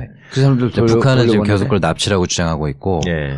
그 지난 7일 날 조평통의 김영철의 발언은 그들을 돌려보내지 않으면 이산가족 상봉은 불가능하다. 이제 이렇게 얘기를 하고 있거든요. 그 서훈 원장이 됐으니까 그 조사를 해봐야 될 거 아니야 이제? 여러 가지 지금 의혹에 많이 쌓여 있는데요. 이게 예. 명쾌하게 밝히고 그러면 그들의 입장이 납치인지 아닌지에 대해서도 확인해 줄 수 있는 아니 만약에 진짜 북한의 주장이 옳은지 그런지 지금 조사도 안 돼 있잖아. 그리고 그 국정원은 이거에 대해서 그 명쾌하게 얘기하지 않고 있고 만약에 어떠한 흑막이 있었다라고 한다면 조사하고 밝혀야 될 거 아니에요. 이것도 일종의 적폐 아니에요? 남북한 문제 안보의 문제에 연관이 되어 있긴 하지만 그냥 그들이 자신이 갖고 남아했다고 한다면 밝히면 될 거 아니에요. 왜 그걸 쉬쉬하지? 그래서 지금 남북 간에 매우 민감하지만 풀어야 되는 그런 숙제들이 좀 있습니다. 그래서 이게 이제 북한이 이 문제를 가지고 근본 문제, 예. 베이직 이슈, 근본 문제로 이제 한국 발음이 잘 못 알아먹으시니까 근본 문제로 예. 북한이 제기할 가능성이 높습니다. 이미 지금 제기했지만은 이런 게 바로 이제 근본 문제가 되는 거예요. 이게 안 풀리면은 다른 게 안 된다. 이렇게 북한이 나오거든요. 그렇기 때문에 지금 북한과의 접촉이 필요한 겁니다. 그러네. 북한과의 물밑 접촉을 통해서 이런 이슈들이 근본 문제화 되지 않게 사전에 예. 관리하는 작업들이 필요합니다. 그리고 서훈 원장도 그 국정원에서 28년 동안 잔뼈가 굵은 사람인데 이걸 사실대로 밝히기 어려울까? 여러 가지 복잡한 문제가 많을 텐데 뿐만 아니라 지금 북한이 군불대고 있는 문제가 천안함 문제입니다. 천안함은 직접적으로 제기하고 있지는 않고요. 남측에서 이러한 요구들이 있다라는 식으로 지금 북한 언론에 지금 흘리고 있는데 이런 것들도 아마 머지않아서 이슈가 될 가능성이 많거든요. 남측에서 이런 요구가 있다라고 하는 것은 그러니까 뭐예요? 남측의 어떤 민간 단체에서 천안함 재조사를 해야 된다라는 그런 주장을 한다. 이것을 이제 남한 쪽 기사를 공유하는 차원에서 북에서 이제 보도를 하고 있거든요. 그래서 지난 이명박 박근혜 정부 동안 상호 간에 불신이 쌓였던 여러 가지 끔찍한 사건들 이런 것들을 그냥 덮고만 갈 수 있는 부분은 아닌 것 적폐가 같습니다. 남북 문제에 가장 크네. 그렇다고 과연 모든 걸 다 까발리는 게 올바른 것인지도 모르겠는데요. 예. 그래서 이걸 조절하기 위해서는 남북 간의 긴밀한 허심탄회한 그런 대화가 분명히 필요하다. 이런 그러니까 걸 예를 들어 닝보시 여종업원 문제 진상조사를 한다고 할지라도 국익을 위해서 어느 정도까지 밝힐지 어느 정도까지 덮을지 이런 것도 고민을 해봐야 되는 거 아니에요 사실은? 그렇죠. 예. 진상조사는 분명하게 하되 또 처리하는 방식에 대해서는 예. 탄력성 있게 그러면서 또 동시에 이제 북한과의 우리 봉두사님 말씀하신 접촉이 계속 있다면은 우리가 조사한 내용들을 가지고 북한에게 어느 수준에서 협상을 할 것인가에 대해서 우리가 조사한 바가 여기까지다. 그렇죠. 그리고 여기까지고 그리고 만약에 그 중에 일부는 자진이고 일부는 돌아가기 희망한다고 한다면 이것을 대외 국제사회에서는 언론이나 이런 것을 홍보용으로 사용하지 않은 상태에서 어떻게 절충해갖고 정리하겠느냐. 이런 건 물밑을 할 수 있는 거 아니에요, 이런 얘기를. 그렇죠. 그런 문제를 가지고 쌍방이 북한이나 남한이나 다 이 이슈를 가지고 자기 내부의 정치적 선전의 수단으로 삼지 말자. 않는 이렇게 조건. 약속을 하면서 문제를 풀어나가야죠. 우리도 알고 있는데 이 안보하는 사람들, 안보실장이 누구죠? 예? 정의용 실장이요. 그거 잘 모르나? 그런 걸? 그 문제에 관심을 가질 만큼 한가하신 분이 아닌 것 같아요. 지금 그 양반 다른 거에 지금 바쁘셔가지고. 그래요? 네. 근데 여기 마지막으로 여기 통일부 라인은 왜 이렇게 빨리 세팅이 안 되는 거예요? 그러니까 사람이 없어서 그런 것 같진 않은데 국방은 사람이 없어서 그렇지만 통일은 그렇지도 않잖아요. 아마 하시고 싶은 분이 너무 많아서 그런 거 것 같아. 아닌가. 아니 하시고 싶은 분이 많아도 임명권자가 딱 결정을 해야죠. 그건. 얼핏 보면은 앞으로 통일 문제가 잘 풀릴 것처럼 보이고 그렇죠. 그래서 뭔가 생색이 성과가 나니까. 있고 생색이 날 것 같다. 아마 이런 상상들 하시는 거 그러니까 아닌가 지금 싶은데요. 온갖 정치인들이 자가발전하면서 지금 벌써 그렇죠. 몇 명이 사실은- 통일부 장관을 껄떡거렸습니까? 많지 않더라고 16명쯤 되더라고요. 그러니까 문재인 대통령이 남북 관계를 풀어야 된다는 그런 의지는 분명하거든요. 근데 지금 객관적인 상황이 좋지는 않지만요. 그래서 우리 국민들이 또 정권 교체가 돼서 기대하는 것 중에 하나가 이명박 박근혜 정부 때 꽉 막혀버렸던 남북 관계가 좀 풀어야 된다는 거죠. 금강산. 예, 근데 이제 우리가 이런 남북 관계가 무슨 북한 핵과 미사일을 쏘는데 핵 미사일을 완전히 무시하면서 뭐 100% 원상 회복되는 거는 아니라 하더라도 그러나 그렇다고 해서 핵 미사일 때문에 남북 관계는 아무것도 안 한다. 이것도 아닌 그 중간선에서 남북 관계를 풀어 나갈 수 있는 수순을 우리가 밟아 나가야죠. 그게 이제 국민들의 기대치라고 봅니다. 비공개 한 라인이라도 있었으면 좋겠다는 거예요. 그래서 이런 이제 상황이 이런 식으로 발전될 거라고 생각을 하고 대통령의 의지가 또 분명히 강하다는 것은 또 많은 전문가들도 알고 있고 그래서 우리 최강욱 변호사님 말씀처럼 대통령 의지가 강하니까 하고 싶은 분들이 많아서 인재가 넘쳐나서 뭐 그런 걸 했어야 되지 않겠습니까? 인재가 넘쳐나면 좋은 일인데 인재도 아닌 것들이 인재인 척하는 게 문제죠 지금. 아니 인재는 안 넘쳐나요. 인재 가면 언제 오나 원통해서 못 살겠네.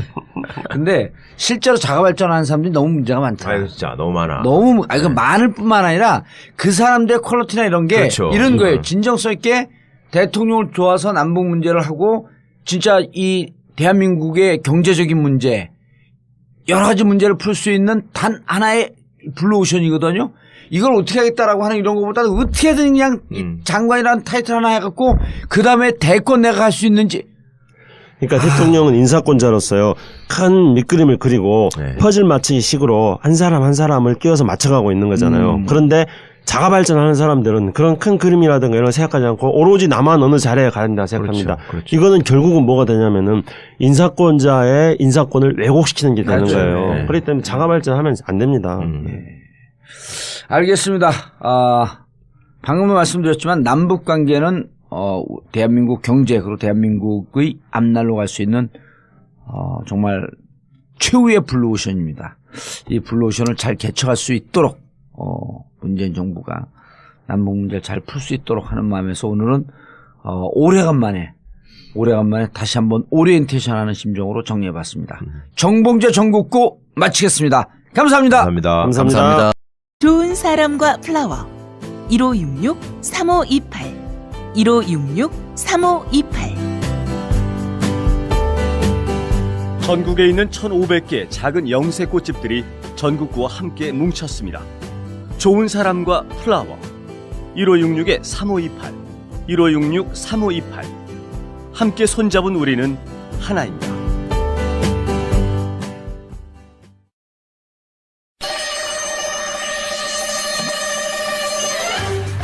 전국구 에어컨 사무실, 업소, 빌딩, 관공서 냉난방이 필요한 그 어디에나 전국구 에어컨 제품 선정 설계부터 시공까지 그리고 에어컨 세척까지 전국구 에어컨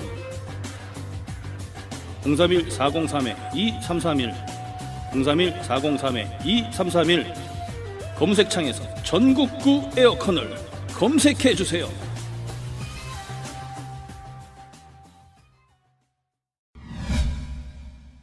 자, 북한 문제 어떻게 하죠? 완전히 교착 상태에 있고 저는 정권 바뀌면 후다닥 할 줄 알았거든요. 왜 이렇게 늦어져요? 그러니까 사드에 가려지고 트럼프에 가려지고 하면서 북한 문제가 진짜 눈에 띄질 않더라고요. 교수님이 좀 눈에 띄게 좀 해주시죠. 저 마찬가지로 저 역시도 이게 왜 이렇게 되는가 고민스러운 건 사실입니다만은 근데 이제 가장 우려스러웠던 부분들이 어떤 거였냐면 최근 한 2, 3년 동안 북한이 요구해왔던 남북관계 어떤 모델이 있거든요. 그러니까 과거에 북한이 경제적으로 매우 심각한 위기에 빠지고 식량난에 빠졌을 때 우리가 많은 인도적 지원을 하려고 했지 않습니까? 근데 2015년에 북한이 명확히 밝힌 바와 같이 인도적 지원보다는 앞으로는 개발 협력을 하자. 이제 그런 걸 요구를 했었어요. 2015년에? 2015년 초에. 야, 그건 내 주장은 비슷한데 종북 좌빨인가? 우리 측의 민간단체와의 심양 회의에서 이제 이미 당시 북한 민화협이 인도적 지원은 이제 필요 없다, 사실. 그리고 그걸 가지고 당에 가서 얘기하기 어렵다. 그래서 이제 충분히 먹고 살만 하다는 거 아니에요, 이제? 근근이라도 어떻게든 먹고 사는데 지장이 없다는 겁니다. 그래서 우리가 인도적 지원한다는 게 오히려 자존심에 상처를 줄 수도 있고 그런 걸 당해 가서 얘기할 수 없기 때문에 앞으로 이제 개발 협력으로 갔으면 좋겠다. 이렇게 얘기를 해왔었고 여러 차례 저도 강조한 바가 있었는데 의미심장한. 근데 이번에 정권이 교체되고 나서 우리 정부의 대북 접촉 승인이 나는 여러 가지 사례들을 보면 개발 협력이라고 할 수 있는 부분은 잘 눈에 안 띄고요. 대체적으로 인도적 지원에 있었습니다. 이건 뭐 이유가 있죠. 왜냐하면 처음에 관계를 개선하는데 작은 어떤 일부터 시작해 나가자는 그런 의미는 있으나 그러나 북한이 봤을 때는 자신들의 요구하고 다르고요. 요걸 또 다르게 또 표현하면 북한이 새 정부하고는 어떤 원칙적으로 합의를 하고 나서 여러 가지 규모의 일들을 하고 싶은 것인데 가장 중요한 남북의 합의 6.15와 14선언에 대한 어떠한 의사표명 없이 바로 작은 사업부터 시작하자라고 이제 손을 내밀었을 때 북한으로서는 매우 난감해하는 그런 입장을 공식적으로도 비쳤습니다. 지난 6월 6일 노동신문도 그렇고 6월 8일 그 우리 민족끼리 그 기사도 그렇고 그 통일의 대강은 6.15와 14다. 그거에 대해 당신들 입장을 분명히 해라. 이걸 분명히 해라. 계승할 이런 것이 거냐 말 중요하다. 거냐. 예, 그리고요. 이건 근데 또 문재인 대통령은 계승하는 게 기본 원칙 아니에요. 당연하죠. 근데 당연하지만 우리의 보수라고 하는 이 수구 세력들의 반발, 비판 이런 게 두려워서 입장 얘기를 못 하는 아니, 거예요. 사실은 그 지난 정부 예. 뭐 딱히 누구라고 입에 올리기도 그렇습니다만 이 지난 정부의 대북 공약에서도 6.15 14를 계승한다고 했어요. 다만 왜 딱히 입에 올리기도 그래요? 누군데? 뭐 최순실? 박근혜라고 말하고 싶지가 않아서 이제 부구후 그래요, 부구후. 왜냐하면은 공약으로만 내놨지 어떤 하나도 실천하지 않았기 때문에 그 입에 올리기도 뭐 쉽지는 않습니다만. 진짜 부구후 박근혜 그러니까 한 200년 전 인물 같네 변하는 느낌이. 묘하네 기분이. 그렇죠, 김 박사님. 그 얼굴도 그냥 굉장히 낯설어져 버렸더라고요. 그러니까 텔레비전에 잠깐 한 달 뒤인데 한 달 전인데. 근데 지금 이제 남북 간에는 예열 기간이 조금 필요합니다. 워밍업. 예, 그게 필요한데 지금 현재는 북한과 남한의 남북 관계를 푸는 접근법이 조금씩 다릅니다. 그래서 지금 현재 서로 상대방을 간보기를 하고 있는 단계인 거죠. 그래서 북한 같은 경우는 우리 한반도 중심문제 전문가인 진 교수님께서 말씀하신 것처럼 남북 문제 전문가예요. 네, 남북 문제가 저는 한반도 중심 문제라고 생각하니까. 그렇죠. 예. 핵심 문제라고도. 예, 가끔은 핵심 문제라고도 하고요. 근데 북한 같은 경우는 이제 말씀하신 대로 그 남북 관계를 푸는데 이게 얼마만큼 새 정부가 지속 가능하게 남북 관계를 풀 수 있지에 대한 입장을 확인하고 싶은 거예요. 그래서 뭐 6.15에 대해서 입장을 밝혀라, 뭐 14에 대해서 입장을 밝혀라 이렇게 말하고 있고요. 또 그 이면에는 어떤 게 있냐면은 뭐 남한 정부가 제안했던 것들을 북한이 슬쩍 받았는데 그런데 이게 또 지속 안 되면은 그걸 받은 북한의 책임자들은 또 문책을 당해야 됩니다. 그렇기 때문에 이게 지속적으로 된다는 것들에 대한 확신이 있어야지 남북 대화에 나서는 겁니다. 그래서 북한이 당국간 회담이라든가 민간 회담이라든가 할 때마다 항상 제기했던 것은 근본 문제입니다. 근본 문제가 먼저 풀려야지 그 다음 문제가 근본 풀린다. 문제가 뭐예요? 그건 이제 상황이 적이다 이런 그 대비를 안 할 수가 없는 것 같고요.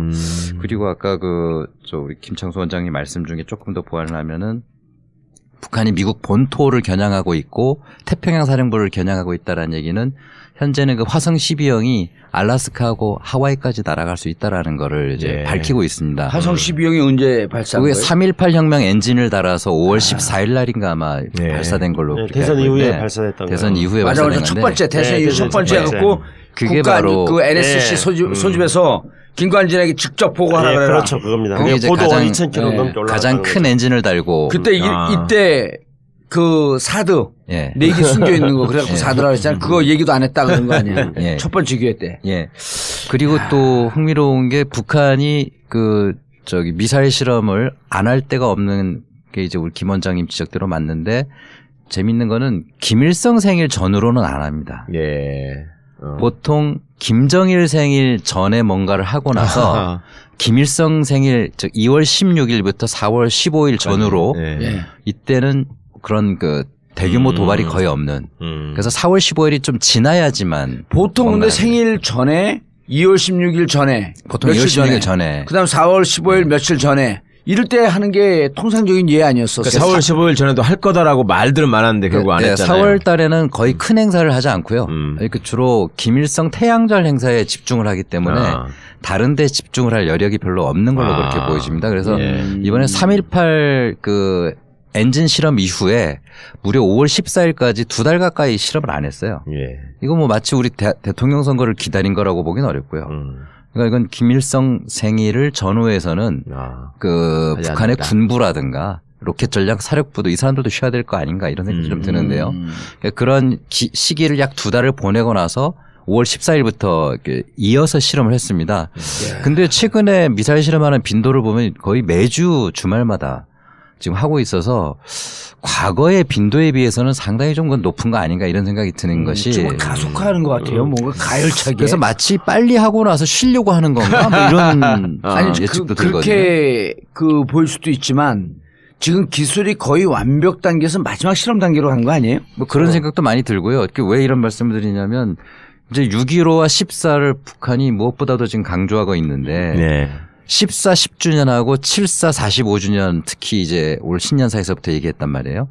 근데 14를 준비하려면 사전에 북한과 남한과 충분한 공감과 교감과 서로 어떤 이해가 있어야지만 이게 가능한 것인데. 14, 10주년이 됐네. 벌써 2007년이니까. 예. 그래서 올해 신년사부터 이제 14, 10주년을 무엇보다 강조하고 있습니다. 이렇게 7.4남북 공동성명 45주년 얘기하는 건 그건 예의상 이렇게 붙인 것이라고 보여주고요.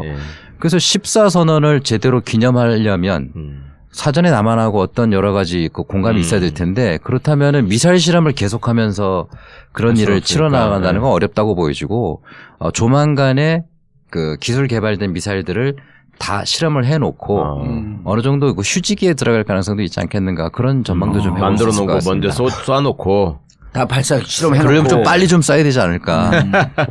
임박하고 그다음에 이제 저거를 쇼핑몰에 팔겠죠. 이런 리스. 왜냐하면 지금 미사일 수출도 큰 수입원이니까. 시험 평가가 끝났다. 뭐 저기 결의안 위반이기 때문에 그거는 뭐 불가능할 근데 겁니다. 교수님은 왜 주로 노동신문 분석하시잖아요. 예. 그러면 이제 이 새 정부 출범 전후로 해가지고 노동신문에 뭐 사설이나 아니면 자기네 입장문이나 이런 것들을 통해서 당의 입장문이나 이런 것들이 이 정권을 바라보는 어떤 북한의 입장이나 시각 같은 게 좀 잡히시는 게 있어요?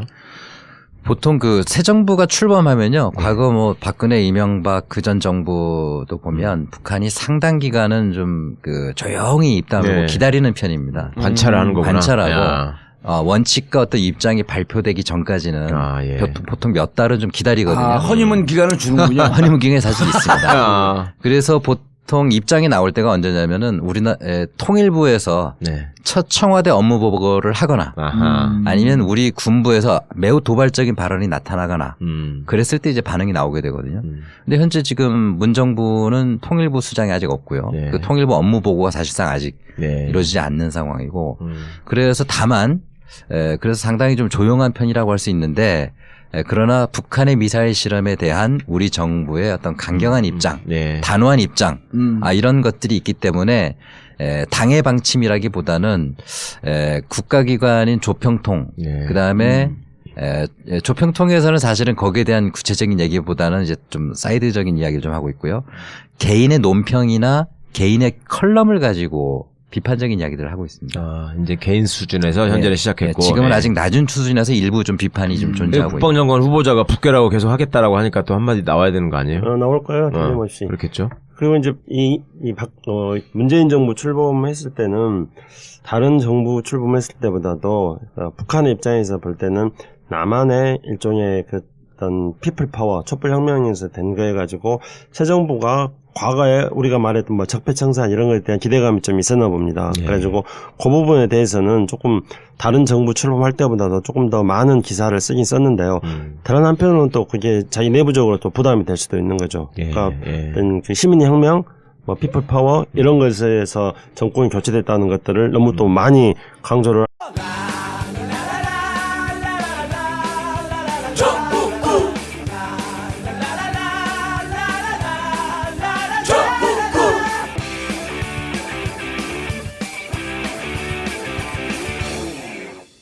단 하나의 정통 정치 팟캐스트 정봉주 정국구 시작하겠습니다.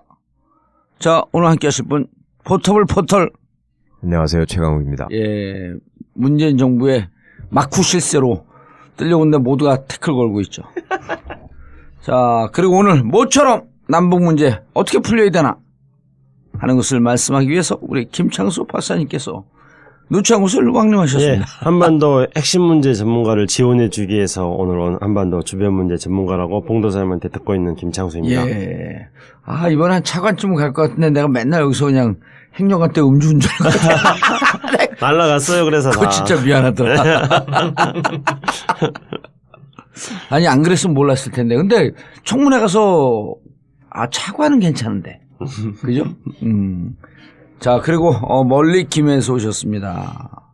진희관 교수님. 네, 안녕하십니까. 예. 인제대학교 진희관입니다. 저희가 방송 본격적으로 들어가기 전에 이번에 전국구 새로 개편한 와이드9.net 와이드9.net 잠시 설명드리고 그다음에 풍성교 제주 지부 오픈한 거 설명드리고 넘어가겠습니다. 최민희 의원이 한 건 했어요. 19대 때 KT 휴대폰 단말기에 보험료가 있는데 보험료는 부가가치세 면세래요. 근데 이 양반들이 한 5년 동안 그걸 받은 거야. 그래서 얼마 받았냐? 부당이익을 취한 게 600억 원. 대상 900만이 넘어요. 그래서 내가 KT를 쓴 사람들은 들어가서 조회해갖고 신청하면 바로 나와요. 내가 지금 17,000원, 4,000원 받았어. 근데 어디를 검색해도 어디서 신청하는지 몰라. 그래서 우리 와이드9.net 여기 들어오면 링크를 해놨어요. 설명도 해놓고. 그래서 와이드9.net 오픈한 데 들어오면 KT 핸드폰 쓰시던 분들 바로 검색하면 한 15초, 20초 걸리더라고. 그럼 자기 돈이 얼마 부당하게 들어왔는지 나와요, 그게. 근데 재밌는 게 신청하지 않잖아요? 안 돌려줘. 이분들이 부당하게 돈을 냈으니 다 돌려주겠습니다. 이게 아니라 반드시 거기서 신청을 해야 돼요. 그래서 와이드9.net WIDE9.net 들어와서 KT 쓰시는 분들 돈 찾아가세요. 나는 이미 17,000원, 4,000원 2번 찾았습니다. 그리고 제주에서 털 빠지시는 분들 다음 카페 풍성교 지금 들어가면 있을까? 없을까? 곧 오픈합니다. 혹시 없으면 조금만 기다려 주시고요. 그리고 수도권은 오산, 광주, 부산 지부가 있으니까요. 머리털 빠지시는 분들 좀 의심하지 말고 좀 참여하세요. 자, 그리고 청담동 벙커에서요. 하우스 웨딩 있습니다. 한 100명에서 150명 정도 하객을 받을 수 있는 아주 조촐하고 아름다운 가격은 반값, 실속은 2배. 전국구 벙커 하우스 웨딩 문이요. 그리고 전국구 벙커 대관 문의. 대관하면 한 150명에서 200명 정도 들어갈 수 있고 작은 규모로 한 10명, 15명 정도도 대관 가능합니다. 그리고 전국구 광고 문의. 02-948-1519, 02-948-1519로 해주시기 바라겠습니다. 그리고 최강욱 변호사 북콘서트가 있습니다. 6월 20일 저녁 7시 30분 청담동 벙커, 청담동 89-10 벙커에서 20일날 오후 7시 30분 최강욱 변호사 북콘서트가 있습니다. 정치, 검찰의 탄생을 다룬 권력과 검찰, 부재, 괴물의 탄생 7시 30분서부터요. 제가 사회를 보고 최강욱 변호사와 토크 북콘서트를 합니다. 많은 참여 바라겠습니다. 새벽 2시에 깨어났나. 딱히 고민이 있어서 그런 건 아니다. 새벽 5시에 일어났나. 새벽 6. 아우, 이 인간이 잠도 못 자게 화장실을 들락거려. 남성 활력과 전립선 건강 하루 한 알로도 충분합니다.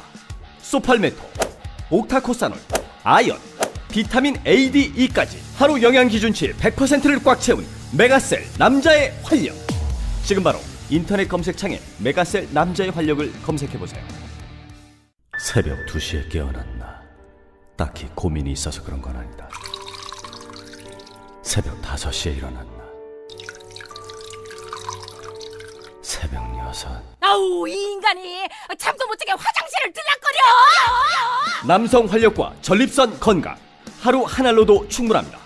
소팔메토, 옥타코사놀, 아연, 비타민 A, D, E까지 하루 영양 기준치 100%를 꽉 채운 메가셀 남자의 활력. 지금 바로 인터넷 검색창에 메가셀 남자의 활력을 검색해보세요. 꽃. 우리 주위에서 행사가 많은데 막상 꽃을 써야 할 때 어디서 사야 할지 잘 몰라서 당황하는 경우가 많으시죠? 꽃도 좋고 사는 보람도 있는 좋은 사람과 플라워. 전화번호를 입력해 두시면 반드시 도움이 될 겁니다. 짤 항상 다른데요. 뭐 예를 들어서 남북 당국간 회담 할 때는 근본 문제로 주한미군 철수, 국가본부 폐지. 근부? 근본 문제.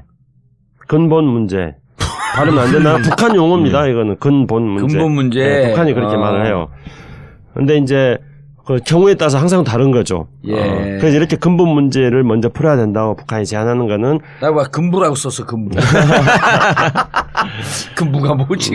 의금부. 그래서 이제 이번에도 마찬가지로 민간교류에 있어서도 근본적인 문제를 풀어야 된다고 이야기를 하면서 네. 그러면서 북한 이야기하고 있는 거는 6.15와 14에 대한 이행 의지가 있어야 된다 이렇게 지금 말을 하고 있는 겁니다. 예. 이에 반해서 이제 우리 같은 경우에는 좀 남북한이 서로 합의할 수 있고 우리 남한 내부에서도 쉽게 합의할 수 있고 또 국제사회에서 대북 제재를 하고 있는 상황에서도 가능한 것들을 먼저 찾아보자.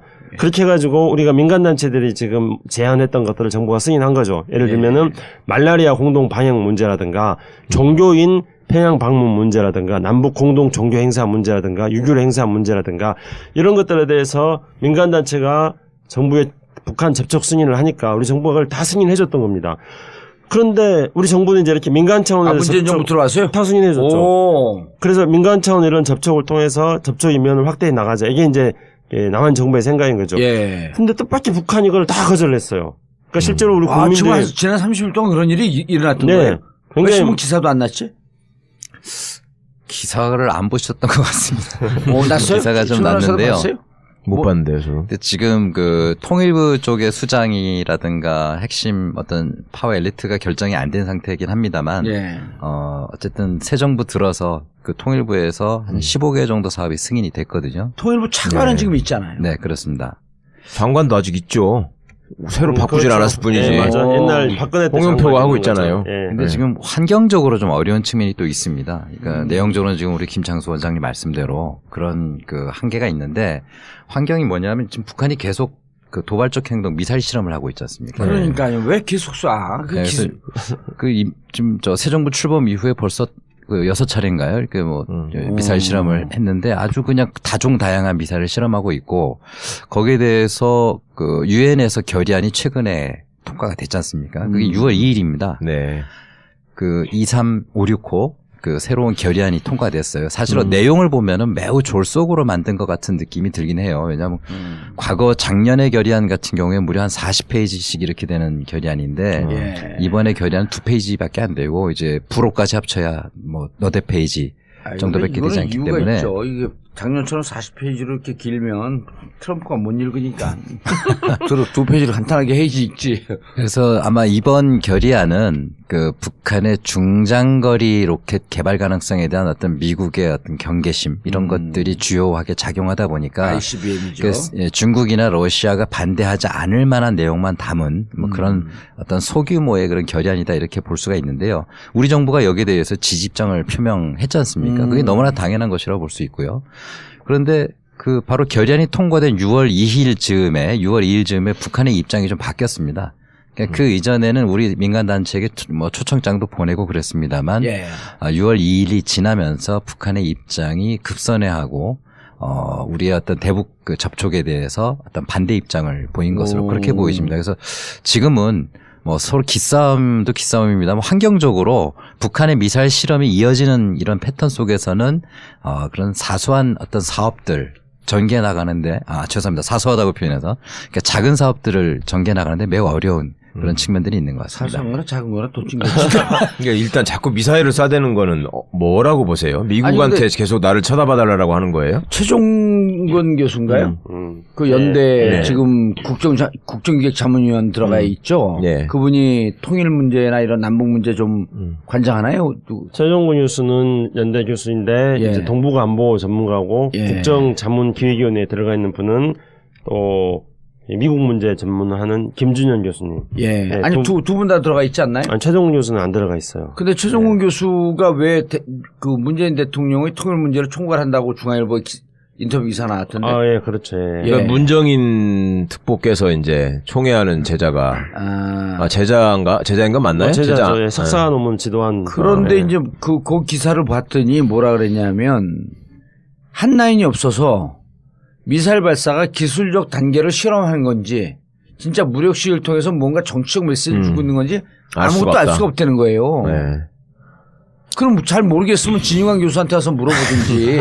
뭐 저도 그까지 다 알긴 어렵습니다만은 어쨌든 문재인 정부 출범 이후에 5월 14일부터 지난 그 6월 초까지의 미사일 실험 과정들을 보면 똑같은 미사일을 발사해 본 적은 없거든요. 그러니까 중거리부터 단거리, 그다음에 뭐 지대함, 순항 미사일, 요격 미사일, 전략 그 정밀 유도 미사일 다 여러 가지 미사일을 다 실험하고 있는 그런 상황이 있습니다. 그래서 지난 올 초까지만 하더라도 사정거리별로 실험하는 거로 생각을 했는데 문재인 정부 출범 이후에는 그 사정거리는 길지 않더라도 뭐 정밀하고 요격하고 그다음에 함대를 공격할 수 있는 그런 다양한 미사일들을 실험하는 그런 지금 상황인데요. 그럼 기술적 진보를 확인하기 위해서 실험하는 거로 보인다. 네, 그렇게 보여집니다. 왜냐하면 그 지난 5월 29일 날 실험한 것인가요? 5월 28일 아마 일요일인 것 같은데 그때 이제 지대 한 미사일로 보여지는 미사일이 스커드 계열로 보여지는데 사거리로 보면 450km를 그 겨냥해서 쐈는데 오차 범위가 7m밖에 안 났다고 주장하거든요. 북한 주장이죠. 그게 영상으로 공개가 되는데 컴퓨터 모니터에 미사일이 날아가는 궤도와 목표 궤도가 나중에 정확하게 일치했을 때 450.007km로 정확히 숫자가 나오는 게 이제 그 보여집니다. 그걸 이제 홍보를 했는데 매우 정밀한 그런 미사일들을 만들고 있다. 이런 것들을 북한이 대외적으로도 과시하고 본인들도 그걸 실험하는 그런 단계에 있는 것 같습니다. 오차 범위가 7m가 난 거네요, 그럼? 7m라 그러면 거의 그 카메라를 찍고 날아가는 순항 미사일 수준의 오차 범위라고 볼 수가 있는데. 450.007이니까 이 007 작전이구나, 이게. 그러니까 서울에서 부산까지 쏘는데 7m밖에 차이가 안 난다는 거니까. 이야, 그럼 비 오네 집에 썼는데 비 옆쪽에 떨어져. 그런 거죠. 그런 셈이네. 오, 살벌해. 우리는 한국 가지고 있는 어떤 크루즈 미사일은 뭐 북한하고 막 군사적 긴장이 고조됐을 때 막 이렇게 자랑했습니다. 김정은의 집무실 창문을 향해서 맞출 수 있다. 이렇게까지도 말한 데 있었는데요. 근데 우리가 이 대목에서 중요한 거는 북한이 미사일을 쏘는 것에 대해서 한국의 정치 일정이라든가 국제사회 일정에 맞춰서 쏘는 게 아니라는 점을 우리가 분명히 해야 된다는 겁니다. 그러니까 우리 언론에서 보면은 무슨 뭐 문재인을 실험하기 위해서 쐈다. 뭐 또는 뭐 국제사회에서 중국에서 무슨 1대1로 포럼이 있으니까 중국을 견제하기 위해서 쐈다. 뭘 하기 위해서 쐈다. 막 이런 식으로 주변의 정치 일정 상황에 맞춰서 북한이 쐈다. 이렇게 보는 거잖아요. 근데 그거는 제가 볼 때는 그냥 결과적으로 그런 거지 그렇게 봤을 경우에는 실제로 북한이 왜 하는지를 모르는 겁니다. 제가 몇 년 사이에 북한이 핵실험 미사일 발사한 것들을 쭉 봤더니요. 북한이 안 한 해가 없어요. 안 한 달이 없어요. 매달 하는 겁니다. 해왔어요. 11월 달만 없던가 제가 보니까요. 그러니까 그러면 이제 1월 달에 하면은 뭐 때문에 했다. 외부 행사에 맞춰가지고 또 2월 달에 하면은 외부 행사에 뭐 때문에 했다. 이런 억지로 식으로 이유를 찾는 거죠. 해서 그러면은 북한이 왜 미사일을 쏘는지에 대해서 이유를 모르는 거죠. 저는 그동안에 늘 이렇게 말해왔습니다. 북한은 자기 목표를 가지고 자기 시간표를 짜고 있다.